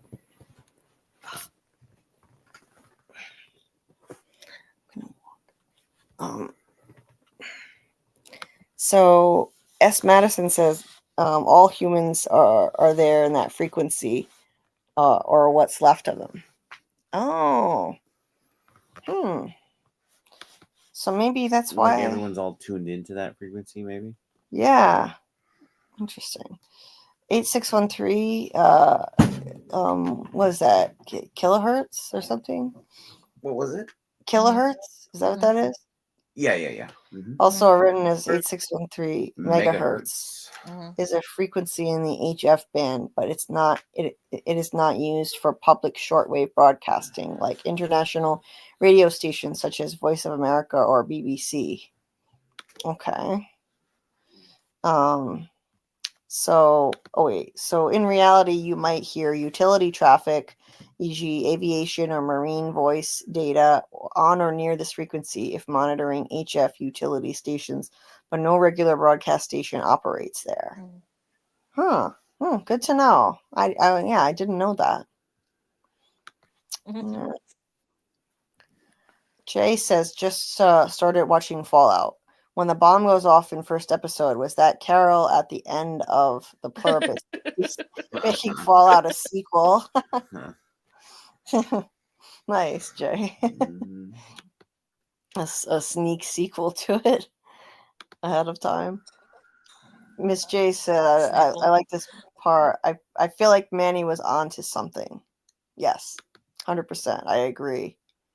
Doc says, I think we will see unhiving in some messy form in the next season. I think we will too. Definitely. I think the story has to be going that way. It's got to be. Probably temporary unhiving. Yeah, I think so too. But I think we will see that next season. Removal from a hive causes a withdrawal in biological organisms, which will probably play out in some way, like withdrawal symptoms. Oh, okay. Yeah, I have a question. Yeah. If they get Zosia out of the hive, will she speak English? Is that a language she knows when she was outside the hive? Because I think she was like in Tunisia or someplace. That is a good question because. But remember, she's Polish, right? Or I mean Polish even. Yeah, Polish. Yeah. Yeah.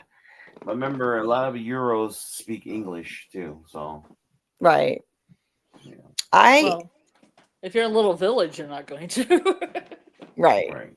Well, I predict that if somebody does get unhived, then they'll lose access to all the information and knowledge that they had as part of the hive. So if she didn't know English, then she wouldn't be able to speak it anymore. And that would definitely make things interesting and unexpected. Yeah, that's a really good question, Scarlet. I like that. Yeah, there's an infinite array of questions. This show really stimulates in us. That's why it's such a great thought experiment. Brilliant concept on the part of this creator, Vince Gilligan. Hey, Miss Honey, nice to see you. Or Ms. Honey. Carol needed a break from all this mess too, so she took a nice vacay with Zoe. I mean, she's been through a lot. She certainly deserved a vacation. It's just not the wisest move. But she's been through a lot. I feel for her. Doc says probably a double entendre of ace up their sleeve and ace up their sleeve, yeah. an asexually produced baby. Ace baby. Ace up their sleeve. I like that, Doc. That makes sense. Yeah, I like that. Oh, she did Earthsea. Never read or watched it, but Yeah, heard. Ursula Lagoon. Like, I don't know how to say her last name. Oh, okay. Okay. All of these scenes were gorgeous. Yes, the vacation scenes were absolutely gorgeous. Beautiful. They could have been drugging her to feel good during that vacay. True. Yeah, they could have been. Drugging her with the big O. Yeah. Oh. Multiple You can ignore me if you wish. Right. full body Oh, the ages. Oh, the generations. Oh, the continents. Yeah, they could have been drugging her. I mean, she said she felt like she had all the happiness hormones in her body at that time. Who knows? Made her toes curl. I think she was probably just drunk on love. In my opinion. Doc says, "Oh, Doc, I'm so sorry. I'm talking about the breakup that you're going through. It's brutal. I know that it doesn't make it any easier, even if you know it's the right thing for you, and this person was wrong for you and not giving what you needed. It's still devastating. I've been there, so we're all here for you, and whatever we can do to lift your spirits, distract you, be your support system, we're here for you. Bill says Carol's character represents a dark part of the human population experience. It's ironic because she's supposedly rare and unique.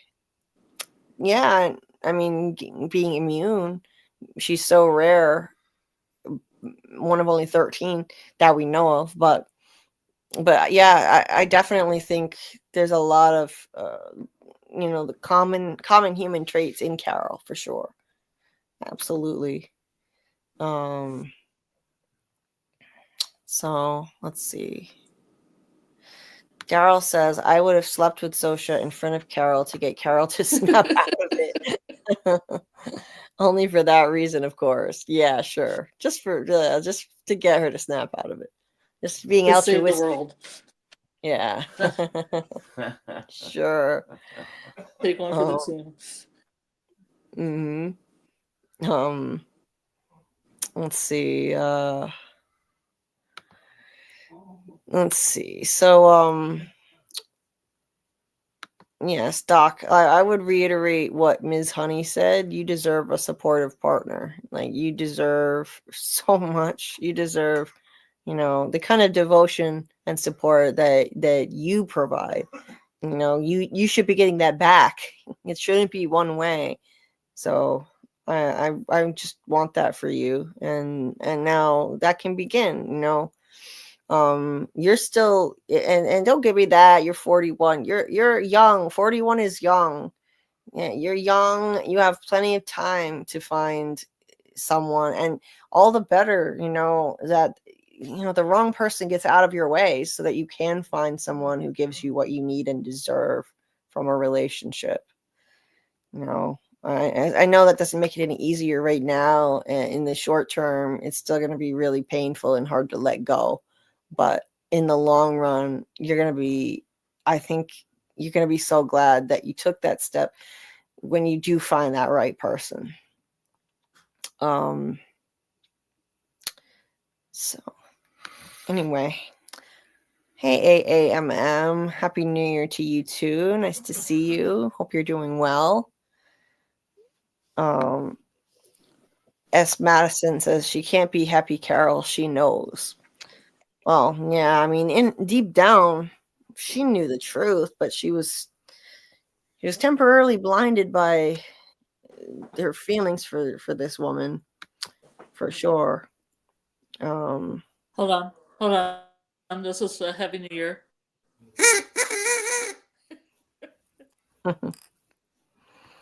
That's all. And Ms. Honey says the hive is innocently manipulative in a way. I don't think they try to manipulate her intentionally. Yes, I have drunk the Kool-Aid. I don't know. At first I was saying that I didn't think that they deliberately try to be manipulative, but I having watched the whole season and the charm offensive episode, I do think that they do employ manipulation. I do think they employ emotional manipulation on purpose. I mean, look at the way that they selected Zosha to go see Carol in the first place. I mean, that was such a manipulative move to pick.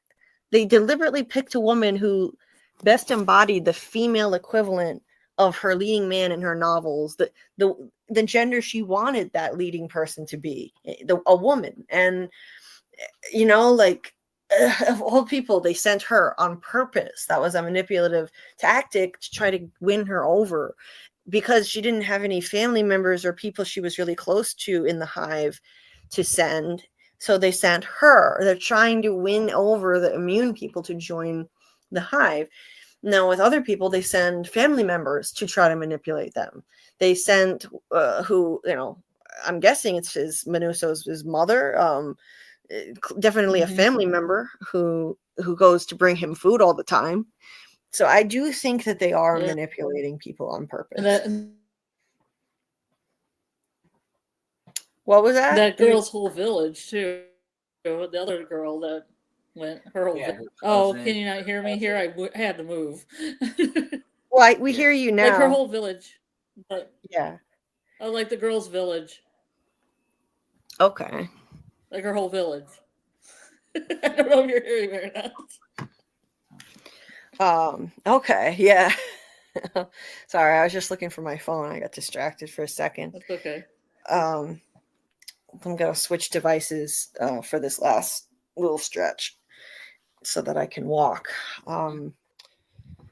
Let's see. I just think all the unhigh people are just getting bombarded with either people they love or the relatives or some people close to them that are playing on that. Definitely. Oh yeah. And that's a definite manipulative tactic, if you ask me. I think the whole separating from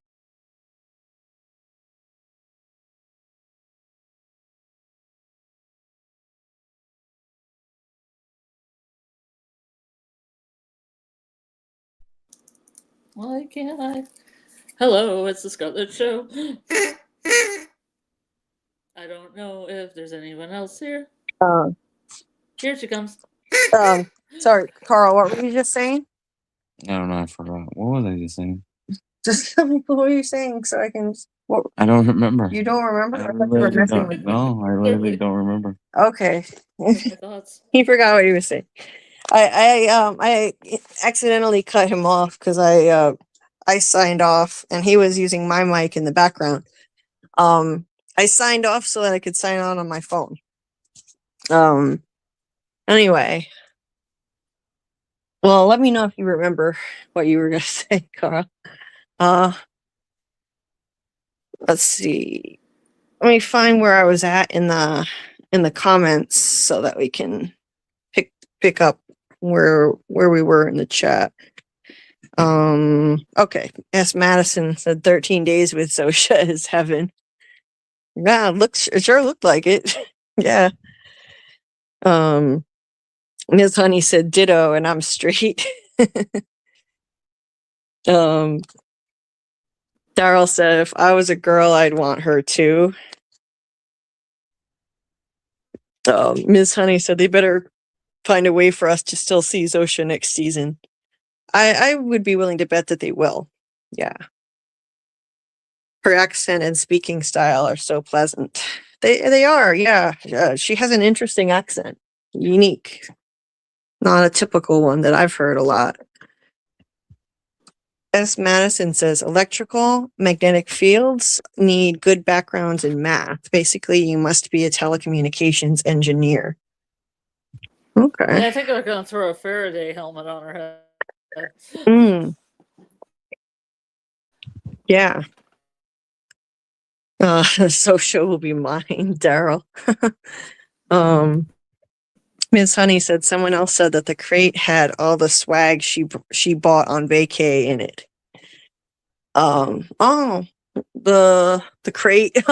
Yeah. There would be a lot of souvenirs. Oh, okay. Jay said flujo means flow. So electrical flow. He was writing electrical flow. She said, I keep forgetting money doesn't matter anymore. She can just pick up swag for free. She doesn't have to buy anything. Did you say something, Scarlet? The volume won't go up high enough on my phone. You hear anything? I don't. Okay. Let's see. Doc said one of the creators of Godzilla kept an unexploded mine in his office. No one knows if it was a dud or not, but it scared everyone who entered. Maybe. Wow. That's like, yeah, that's maybe they're trying to intimidate people with that big box with the bomb in it, trying to intimidate the hive. S. Madison said, if you watched Breaking Bad and Better Call Saul, which I haven't, I need to watch those shows. Vince never shows a weapon unless it's used later. Ooh, wow. I wonder if he'll break precedent with that or not. I mean, I would have a hard time imagining them using an atomic bomb on the show. You haven't seen the bomb yet. You've just seen a bomb. Oh, technically, we did just see the box. We can use that technicality and get out of it that way. Schrodinger's bomb. That's what we're doing. Right. Jay says next episode, Carol orders something and drone brings it and it crashes and falls onto the bomb. Credits. Well, yeah, that would be one way to end the whole thing. Oh, that's awesome. Yeah, that's a little scary having a nuke right there. I wouldn't want one that close to me. Not at all. 86 equals takeoff menu. 13 equals number of immune. Oh, that's right. Yeah. Take off. Oh, maybe that's why they use the 8613 the 8613 radio frequency. Nice. I like that. Cool.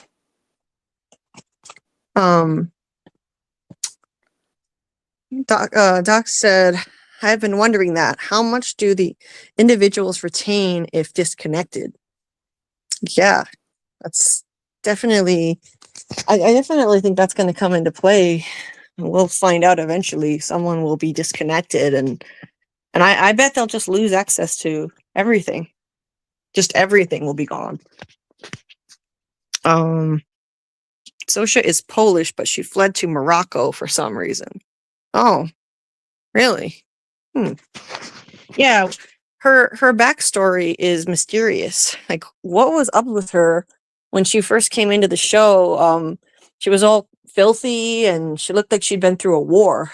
So that, there's definitely a story there that will come into play later. We'll find out what exactly was going on with her before she became part of the hive. And she's just loading bodies onto the milk trucks for making in the milk. She just slowly what?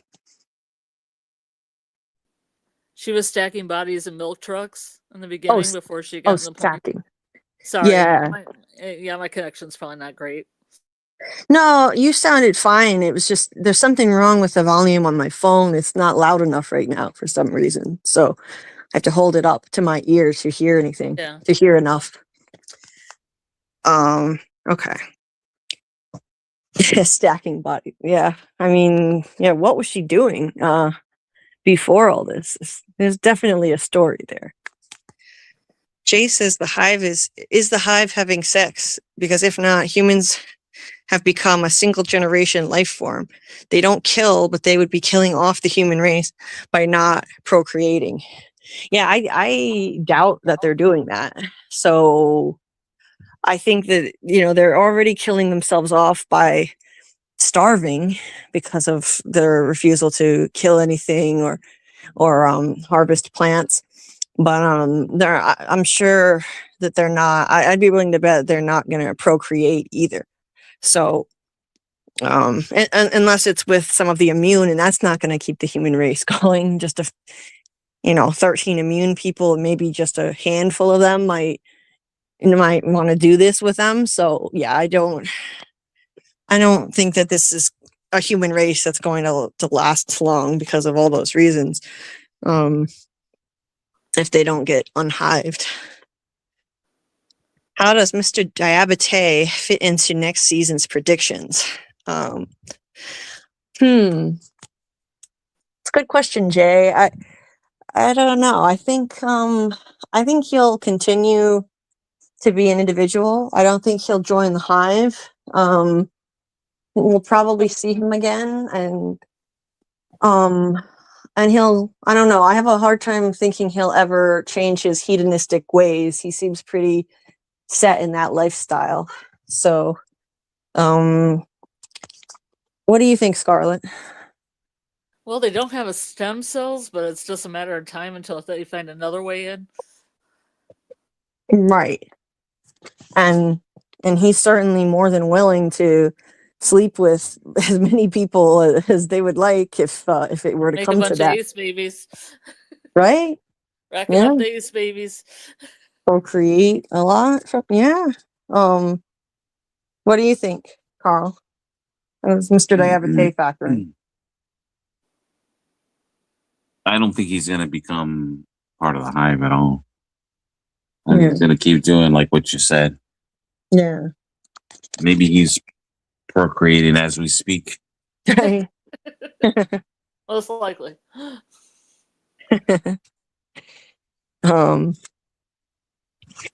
Doc, I'm so glad. He said, having you folks has given me a lot of strength and helped me to keep it together. I'm so glad we can help. However we can, so whatever we can do, just let us know. We're here for you.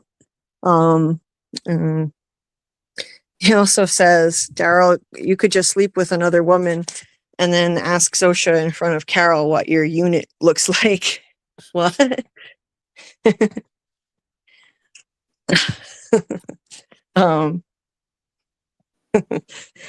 Not a bad idea, said Daryl. S. Madison says, yes, the Peruvian girl family, they left once she joined.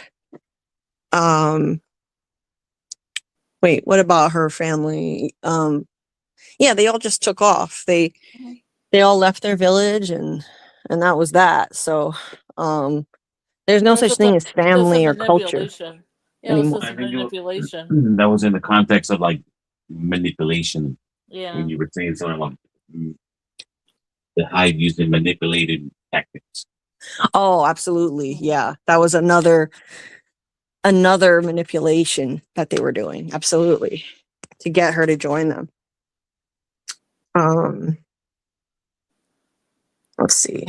Doc said if it was me, that big crate would be a bunch of Godzilla and other kaiju costumes and some pre-made mini buildings for me to trash. Yeah, it could be anything you want in there because they'll give you anything. So,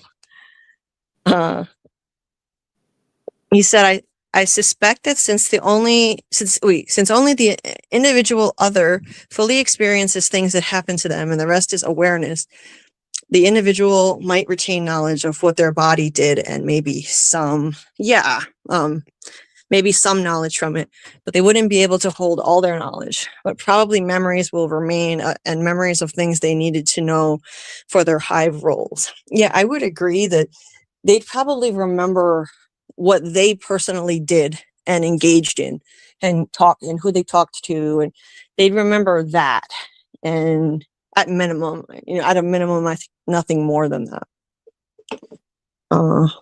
That's interesting. I don't know if they would. You think they'd forget everything, even what they did? Yeah, maybe the hive mind's a different state of being. Yeah, they could just forget literally everything and then wake up as if from a dream and not remember that dream. You're talking Polish and not knowing where she is. It would be like they were knocked unconscious that whole time and they wake up not knowing what happened. Yeah. Yeah, that actually, to me, that does make the most sense. That they would just wake up as if they were knocked out that whole time and remember absolutely nothing, because that is like a totally altered state of consciousness, collective consciousness that they were a part of. They didn't have any individual part to play or any individual self in that consciousness. So yeah, I would have to go with that too. I'd have to go with that they'd remember nothing at all. Ms. Honey said, I read that you can get stem cells from skin. Wait, really? Ugh. I mean, if that's the case, they could get it really easily. But I think they have to, I mean, they said they'd have to do like a really elaborate procedure, a painful one, on these people to get them. So I don't know, maybe in rare cases, I'd have to look it up. I hadn't heard anything about that before. So yeah, I mean, we're caught up with the chat, and I was happy with the way the finale turned out in the end. I mean, I was glad that Carol and Manusos are finally on the same page now and on the same track and ready to start working together, which is what we've been waiting for all season long. I'm glad that they at least gave us that before the season ended, and they didn't leave us with Carol still off in La La Land, just lying to herself, delusional. I'm glad that they didn't leave us in that kind of state, because that would have been really frustrating. So we can, look forward to a more productive start to the next season, where Carol and Manusos are finally going to start working together and have the same goal. It's not gonna, they're still gonna butt heads. I would predict, like, it's not gonna be smooth sailing at all. They're both very strong-willed personalities, both stubborn, and so they're gonna see things differently. And he's still gonna be of that mindset where if they can't be cured, then they should be destroyed. And I think even though she's been hurt so badly now, I still don't think Carol will want to destroy them no matter what happens. And she'll still advocate for the fact that they're still human, and they're not the enemy. The virus is the enemy. They need to be saved from this virus, and she'll still want to do that however she can, and work with him to do that. They're just going to have to find a way to agree on a path forward. And now they can pool their knowledge. They've both gathered a lot of information now, and they can finally put that together and see what comes of it, and if it's possible to unhive somebody. And she's going to have to convince him to stop shunning these hivers, because keeping them completely away is not going to work. They're going to have to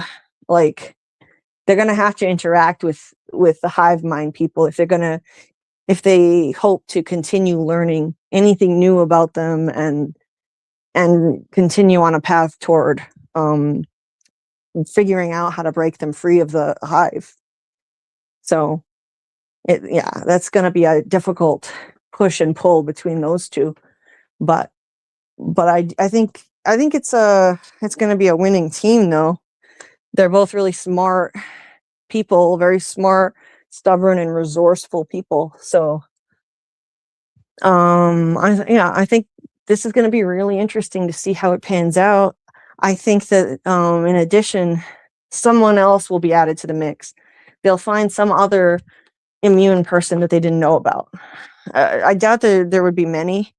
It's already been 74 days or something since the joining. they found Manusos after only 36 hours.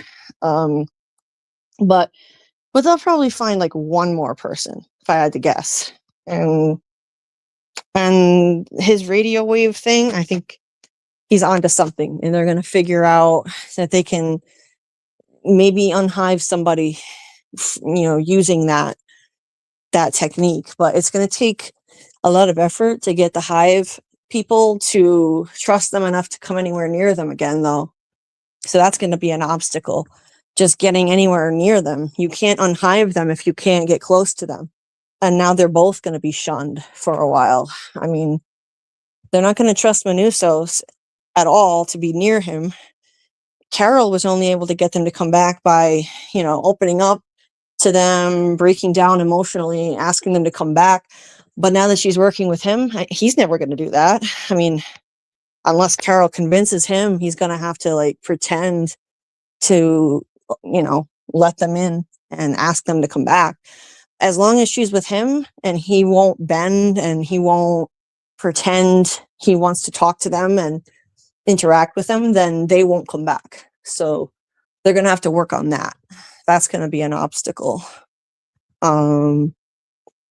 Yeah. Any final thoughts on the episode or the upcoming season, like season 2, Scarlet? I don't know. I'm just gonna be waiting with bated breath, I guess. I feel like they're gonna team together. They're probably gonna make something that will block the radio waves. Can you hear me? Because I'm sitting in a bad spot again. Oh yeah. I had to move to the kitchen. The kitchen's not the best. And I think they're gonna team up. I think they might be able to get a hive person out, maybe Zoja. Maybe I love like that what the one person in the chat said about like she snaps out of it, but she's straight. Maybe she's attracted to Manos. Mm-hmm. Maybe it creates a lot of chaos, but she's out. She's individual now. Mm-hmm. Yeah. That'd be really funny. That would be So I quite a hope something twist. like that happens. So a little bit of strife. That would be a great twist. It's a long shot, but I think there's a good chance there's going to be at least one twist if Sosha is unhived. Mm-hmm. Or maybe there'll be some new unhived people they find along the way. Yeah. I think there's got to be at least one twist coming if Zosha is unhived. We find out she's straight. We find out something crazy about her as a person before she joined. Or she feels completely violated that Carol took advantage of her. Right. Yeah, I mean, she very well could. What about you, Karl? Do you have any final thoughts on the episode, the next season? Yeah, I'm looking forward to seeing how they resolve this whole Manusos thing, because he's obviously the one pushing the technical side of things, and I think that'll be the key. There'll be some Faraday cage, some circuit loop, some zibba to the zabba. You know what I'm saying? And yeah, I really can't stand that it takes so long for these series to get, a whole nother season going. Or maybe there'll be a time skip and they'll have a antenna as large as Africa by the time we get back to them. Yeah, we'll be visiting it or something, right? We'll see it from space. It'll be like some giant antenna shaped like some phallic symbol transmitting off into space, huh? Spreading its space seed. Yeah, I don't know.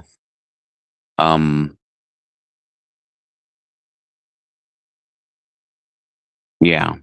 I think my I think the hive mind's getting to me because I'm shutting down. Yep. What happened to our host? Where did she go?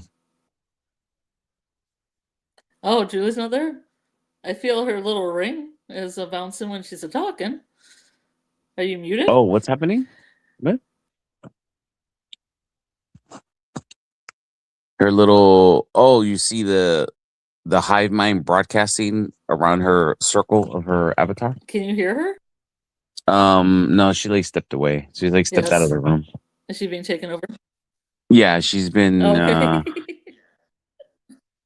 She's stepped out of the Faraday cage and she's gone away. They found her stems. Yeah. Mm-hmm. But she's never been happier. Yeah, implanting manipulated stem cells into her right now as we speak. Yes. Sing your favorite song until they don't. Oh, right. Yeah. Oh, wait, I think she's back. Oh. Yeah, I'm back. So yeah, I really enjoyed this first season. I liked the way it made us think and just go down all these different scenarios of what would we do if we were in this situation, this kind of apocalypse and dealing with a hive mind, and which route would we take? Would we be like Mr. Diabete? Would we be like Carol? Would we do something completely different or somewhere in between? And also what does it mean to be human, and what makes life worth living, even in a situation like this? And like what is the cost of world peace? Is it worth all of this? World peace and saving the planet from destruction, but this is a huge cost and it's not worth it. I would say. And the individual, or is the hive mind as good as they say it is? Maybe it's real good. Maybe once you get up in that hive mind, you're like, oh yeah, complete ecstatic happiness forever. Yeah. Is it? Maybe it's better. Maybe it is better that way. And that's one thing I like to see in season 2. I like to see the hive mind from the inside out, like somebody who's a part of the hive mind, how they see everything through their eyes. Yeah, that would be nice. I don't think, I think to preserve the mystique, they probably won't show us that. And even if they wanted to, how do you portray something like that? It's almost like a divine state of being, one with the universe kind of thing. Like you're aware of everything that's going on the planet at once, but you're only experiencing what's happening to you directly, yet somehow like you feel what's happening to you directly only, but you somehow are aware of everything else that's happening at any moment. And so even if they wanted to portray that, I think it would be logistically impossible to do. So they're going to have to leave that up to our imaginations, I think. I'm confident in Vince Gilligan's abilities as a showrunner. I don't know if he's a miracle worker like that, because it's just like how do you portray something like that, like to make us really feel what that would be like. Nobody could ever know what that would feel like, and if that would actually feel better than our individual human experience or not. But yeah, it's a genius concept, and it's it's using a trope that we've seen a lot. Obviously, a hive mind, an alien invasion. Well, not really an invasion, but sort of like a type of invasion, impacted by aliens, like similar to an invasion of the body snatchers kind of thing. And yet it's such an original twist on that, on those tropes. It's such an original, interesting twist on all of that, unlike anything I've ever seen. So I think it's awesome. I'm looking forward to where it's going to go. I've gotten used to the slow burn and the unique brand of storytelling that the show is doing. So yeah, I'm really excited to see what's going to come in the future. And I mean, it makes us think. It makes us want to discuss philosophical ideas, and you can also go down some ridiculous fun tangents with this show too, of course. Like, would you like line up every celebrity you've ever had a crush on and date them all, like silly stupid things like that. But then you can go down all kinds of interesting routes with philosophical ideas, free will versus the collective consciousness, and all that. And that's awesome. A show that can do both those things, you can have kind of a fun and funny conversation, and then have a really deep philosophical one. It's great. I love it. That's what I live for. That's perfect for this channel. That's why I had to make time for this show, even though we were covering Welcome to Derry at the time, and I really didn't have room for it in the schedule at all. And ultimately, because of my health situation, I had no choice but to pick one or the other. And this show was so great that I stopped doing the Derry lives and continued with this. It had to be one or the other, and I don't regret the choice. I think Derry finished a lot stronger than it started, but I do think Pluribus is a superior quality show, in my personal opinion, and it was more up my alley in terms of just the way it makes you think, and the style of writing. I just preferred it. So I'm glad we got a late start covering it, because it wasn't on our radar. They only had really cryptic teasers, like the woman licking a donut. So a lot of creators got a late start covering this show, but it was totally worth it to just make room one way or another and do it. So I'm really glad we did. And the show has caught fire. So when eventually, hopefully I still have a channel by the time there's a season 2, of course I plan on covering that for sure. Let's see what's in the chat one more time before we sign off. Let's see. Just have to scroll up now. Okay, I think I found the spot. Daryl said finale was decent. I hope season 2 is a lot better. I think it can definitely grow from here. I really do. I think it's a slow burn, and there's going to be a lot of payoff and reward for sticking with it. Bill said, yes, stem cells can come from skin, either naturally occurring skin-derived stem cells that repair tissue, or more commonly by reprogramming skin cells, fibroblasts, in a lab to become induced pluripotent stem cells, which are like embryonic stem cells and can turn into any cell type in the body, offering personalized regenerative medicine. Oh, well.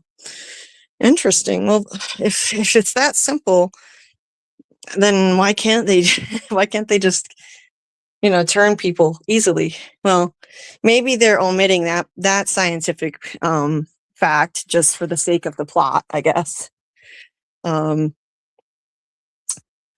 see. Miss Honey said, just thinking of ways to get the men's stem cells without their consent. It's the deep tissue dermis cells that can possibly be used. Wow. Karl wrote pluripotent pluribus, OMG. Doc says, what if they unjoin Zosha and she won't remember anything? And she's like, what? You were sleeping with me? I could totally see that. Yeah, I could see that happening. So So yeah, like Ms. Honey is saying, maybe that method wouldn't work too, because they'd have to get deep skin cells. Yeah, right. So that's a good point. Maybe they can't get stem cells from them because it would be on a deep level. Skin has many layers. Daryl says, if I was part of the hive and Zosha took advantage of me, I ain't complaining. Okay, we get it. You know, you're cool with that. I mean, she is a beautiful woman. Yes. I totally first read that as diabetes harem and realized that couldn't be right, but I mean, everyone has their thing. Right? Because diabetes looks like diabetes. Right, Doc?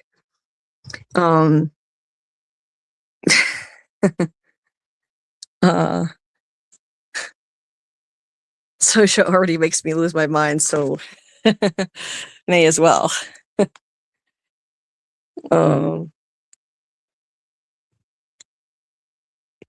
Yeah, Miss Honey, I agree. It's refreshing to get unique content like this. It is in a landscape, a television landscape full of reboots, remakes, material based on books. It's nice to get a fresh, original concept.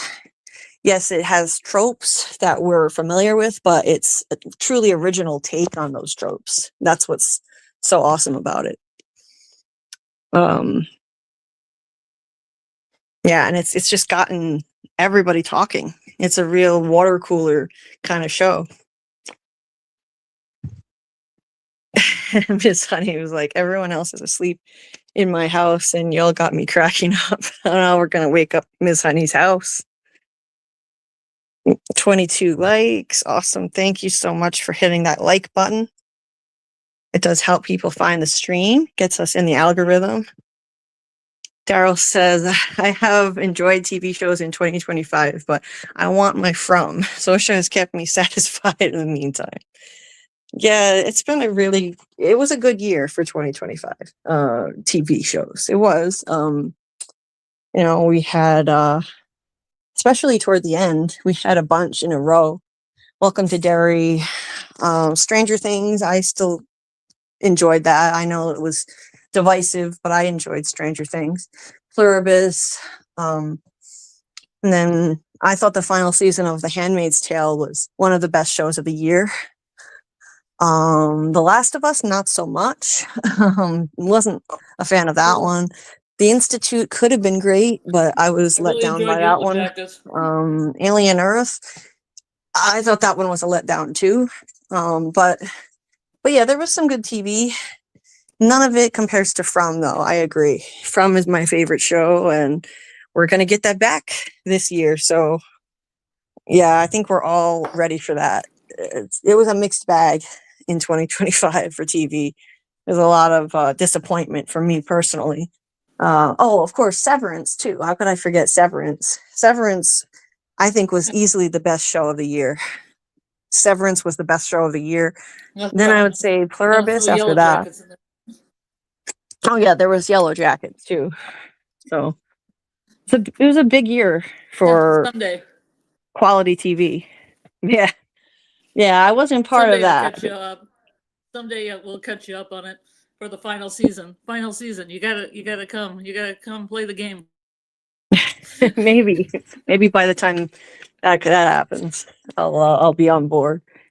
But yeah, I think Severance was like the number one best show of the year easily, and then I would put Pluribus as the second.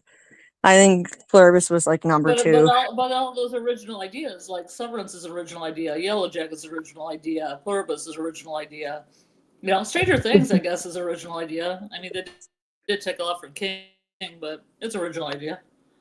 Right. Yeah. And Welcome to Derry Welcome to Derry is an original prequel idea to an existing book. And that one, I don't know, some people loved it. I didn't love it. I liked it, but I wanted to love it. I really wanted to love it, and it didn't get there for me. But Anyway, let's see. Pluribus has definitely been a phenomenon, like Doc said. Yeah, it really did. It took off like crazy into a phenomenon. Doc said, I thought the finale was perfect. It wasn't what I thought I wanted or expected, but felt like it was perfectly written and beautifully filmed and directed. The acting has been pretty solid too. It's really artistic too. Yeah, it's beautifully filmed and directed. That's an important thing to point out.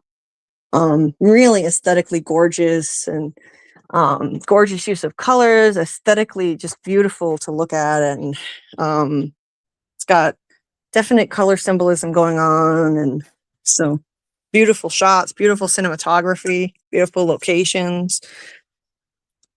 Doc says, I enjoyed Stranger Things 5. The writing was poor, but I'm good at shutting down a good portion of my brain to enjoy a monster movie or show. Yeah, me too. Me too. Sometimes you kind of have to do that. Like, just don't think about it too much. If you think too hard about certain things, like Stranger Things 5, it could fall apart like a house of cards, you know? So just don't think that one, you know, too much to death. Like, you can think Pluribus to death and it still comes out great, but maybe not necessarily Stranger Things 5. Yeah, it still does. Daryl said, yes, the The monster was done really well. good. I'm gonna say I was taken aback about how well the monster was done. Yeah. I agree. Yeah. Daryl says Severance season 2 was my favorite show of the year. Yellow Jacket season 3 was so bad for me. Oh no, I was so let down. Well, I'm sorry to hear that. Let me say one thing about Okay, Yellow and then Jackets, if I can. okay, yeah. Stranger Things. Stranger Things didn't want to. Yellow Jackets definitely. You know, all bets are off. You know, high stakes. Mm-hmm. Well, that's a good thing. Appreciate the show. Stakes are important. I mean, they're not doing fan service on Yellow Jackets. That's what I'm saying. Right. Well, that's something to say for it, 100%. Let's see. Let's see. JT Moore is doing a Stranger Things review today at 5 p.m. Eastern. Oh, awesome, Jay. So, yeah, check out JT Moore's channel there. There's the link to his review of Stranger Things that he's going to be doing at 5 p.m. Eastern. Very cool. And we're going to be doing a Stranger Things finale live stream, possibly, if I feel up to it, Saturday night, maybe around 10 p.m. Eastern. That's like, you know, an estimate. It could change. Lately, I don't know how I'm going to feel 100%, how I'm going to feel. Well, I never really know, but it's worse than usual. It's more unpredictable than usual from day to day. So I won't really know as much until I sleep and wake up and get a feel for what this day is going to be like, what Saturday is going to be like. And if I'm up to it, then we'll do a Stranger Things finale live stream Saturday night, maybe around 10 p.m. Eastern. So yeah, keep an eye on the channel for that. I'm looking forward to breaking down that finale. Let's see. Doc said, from better than Severance, better than Pluribus, better than Yellow Jackets, better than Alien Earth. I have problems with Alien Earth, but still loved it. I feel like I'm forgetting one that I really liked. It was a busy year for TV. It really was. Okay. So yeah, I think I've said all I wanted to say on Pluribus, and looking forward to season 2. And I really appreciate all of you guys. Thank you for joining us for this last conversation on the show for now, and definitely plan on covering season 2. If hopefully I'm still physically able to even do live streams by the time that happens. I don't know from month to month, even day to day sometimes how things are going to go. And I can't begin to predict how I'm going to feel in 2027 if that's when the show comes out. But, I do hope to cover it, let's just say. And thanks, Daryl. And Doc said, I liked Derry in Stranger Things. I think I need to rewatch Derry. I do too, actually, because I kind of checked out toward the end of the season. I was overwhelmed with other things. Overwhelmed with my pain, overwhelmed with the other shows we were covering. So, and Doc also liked The Institute, and minus the non-finale. I know, right? What a disappointing ending that was. And yet they got renewed for another season while Duster, I forgot about Duster. Duster got canceled after one season. I really enjoyed Duster. Karl and I very much enjoyed that. That's the first show that he was part of the covers for, the first one that we covered together. And I really enjoyed it, but unfortunately HBO gave it the axe. I have no idea why. I don't get it. I think Duster had a lot to offer. It pleasantly surprised me. It wasn't fluff entertainment. It actually had depth to it that I was not predicting when we first started it. It wasn't just about flashy cars and Josh Holloway's flashy smile, or it had a really interesting mystery that now we'll never get a resolution to. Frustrating. Good night to I'm doing good. Julie and Karl. Good. Thanks, Doc. And what's Scarlet? Trace Thomas asked me. Trace Thomas asked me how it was going, and I said I'm doing good. Oh, okay. Sorry, Trace. Bad timing. Damn, I just got back. Let's see. Oh, yeah. Silo. Well, Silo. Yeah. Did Silo bleed over into 2025? I thought it was a 2024 show, but I guess it went into the very beginning Mackie of did show 2025. Oh, hey. Wait. Oh, you want Mackie to show up? Yeah. That would be cool. But he did. At least he came back recently. He did come back. He resurfaced. Yes. Hugs to you too, Ms. Honey. Thanks for being here with us. And I actually need to finish Silo. I checked out after that very dull second episode of Silo. No, actually, I think it was the premiere episode I kind of checked out of, and then I watched maybe one more. But I heard it was really good, so I am going to go back and finish Silo. Because yeah, I did hear it got better after a slow start. Okay, well, that being said,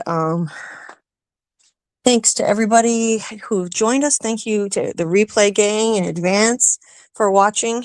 Appreciate you. Please remember to hit the like button and subscribe if you're not subscribed.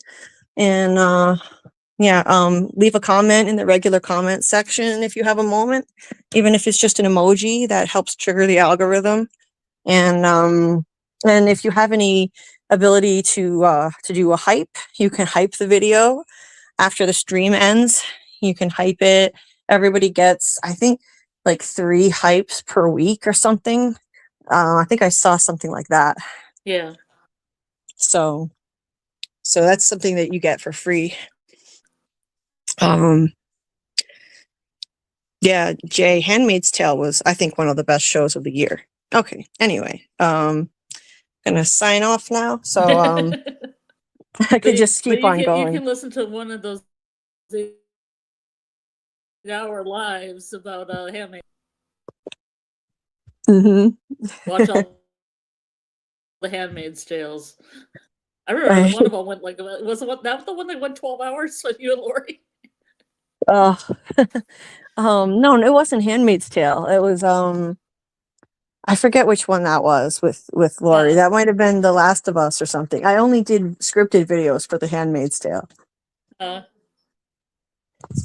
Yes. but you know, you did talk about it though, because sometimes they'll go on lives and all suddenly you'd be flipped from Last of Us photos to Handmaid's Tale photos. Like you have the Handmaid's Tale photo up, and you'd have call-ins, and they'd be talking about Handmaid's Tale. Oh yeah, I forgot I did that on a couple. Remember that? Like I did that a KP? couple Remember times. KP? Yep, I did that on a couple lives. I totally forgot I did that. It would be part of like a live for something else, and then I'd be like, I finally just had to say something on a live about the show. I got, I just had to. Yeah, I totally forgot I did that. You had the passion in the last episode. I know. Yep. Ms. Honey said the book was better. Read that twice. Yeah, I've heard the book was great. I never read it. Okay. Well, now I do need to get going. So I'm gonna say good night. Have a good day or good night, everybody. Good night to everybody in the chat. Scarlet. Hang in there, Doc. We're here for you. And say good night, Carl. Good night, Carl. We'll see you next time. Happy snow day, everyone. It's still the 12 days of Christmas. Bye-bye.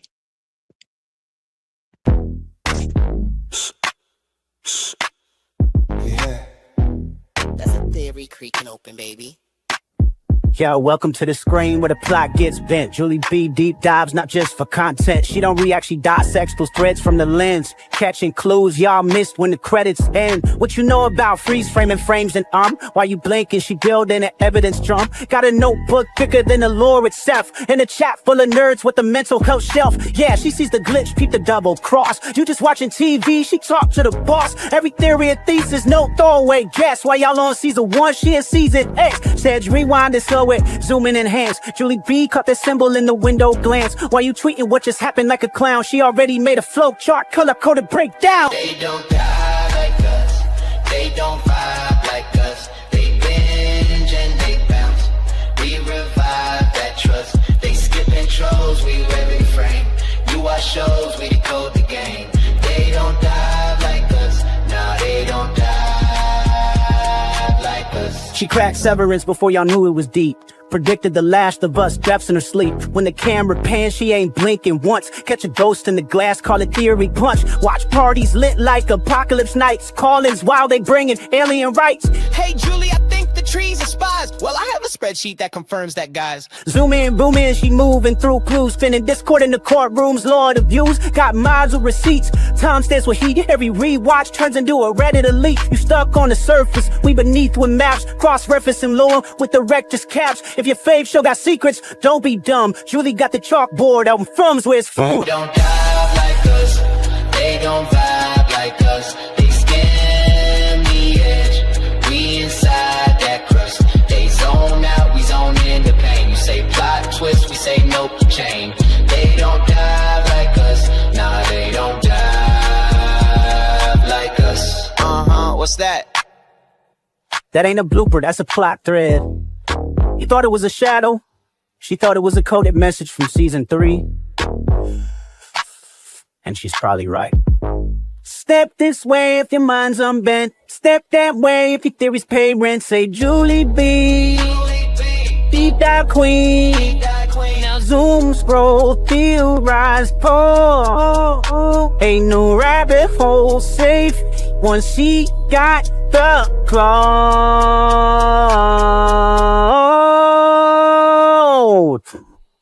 They don't die.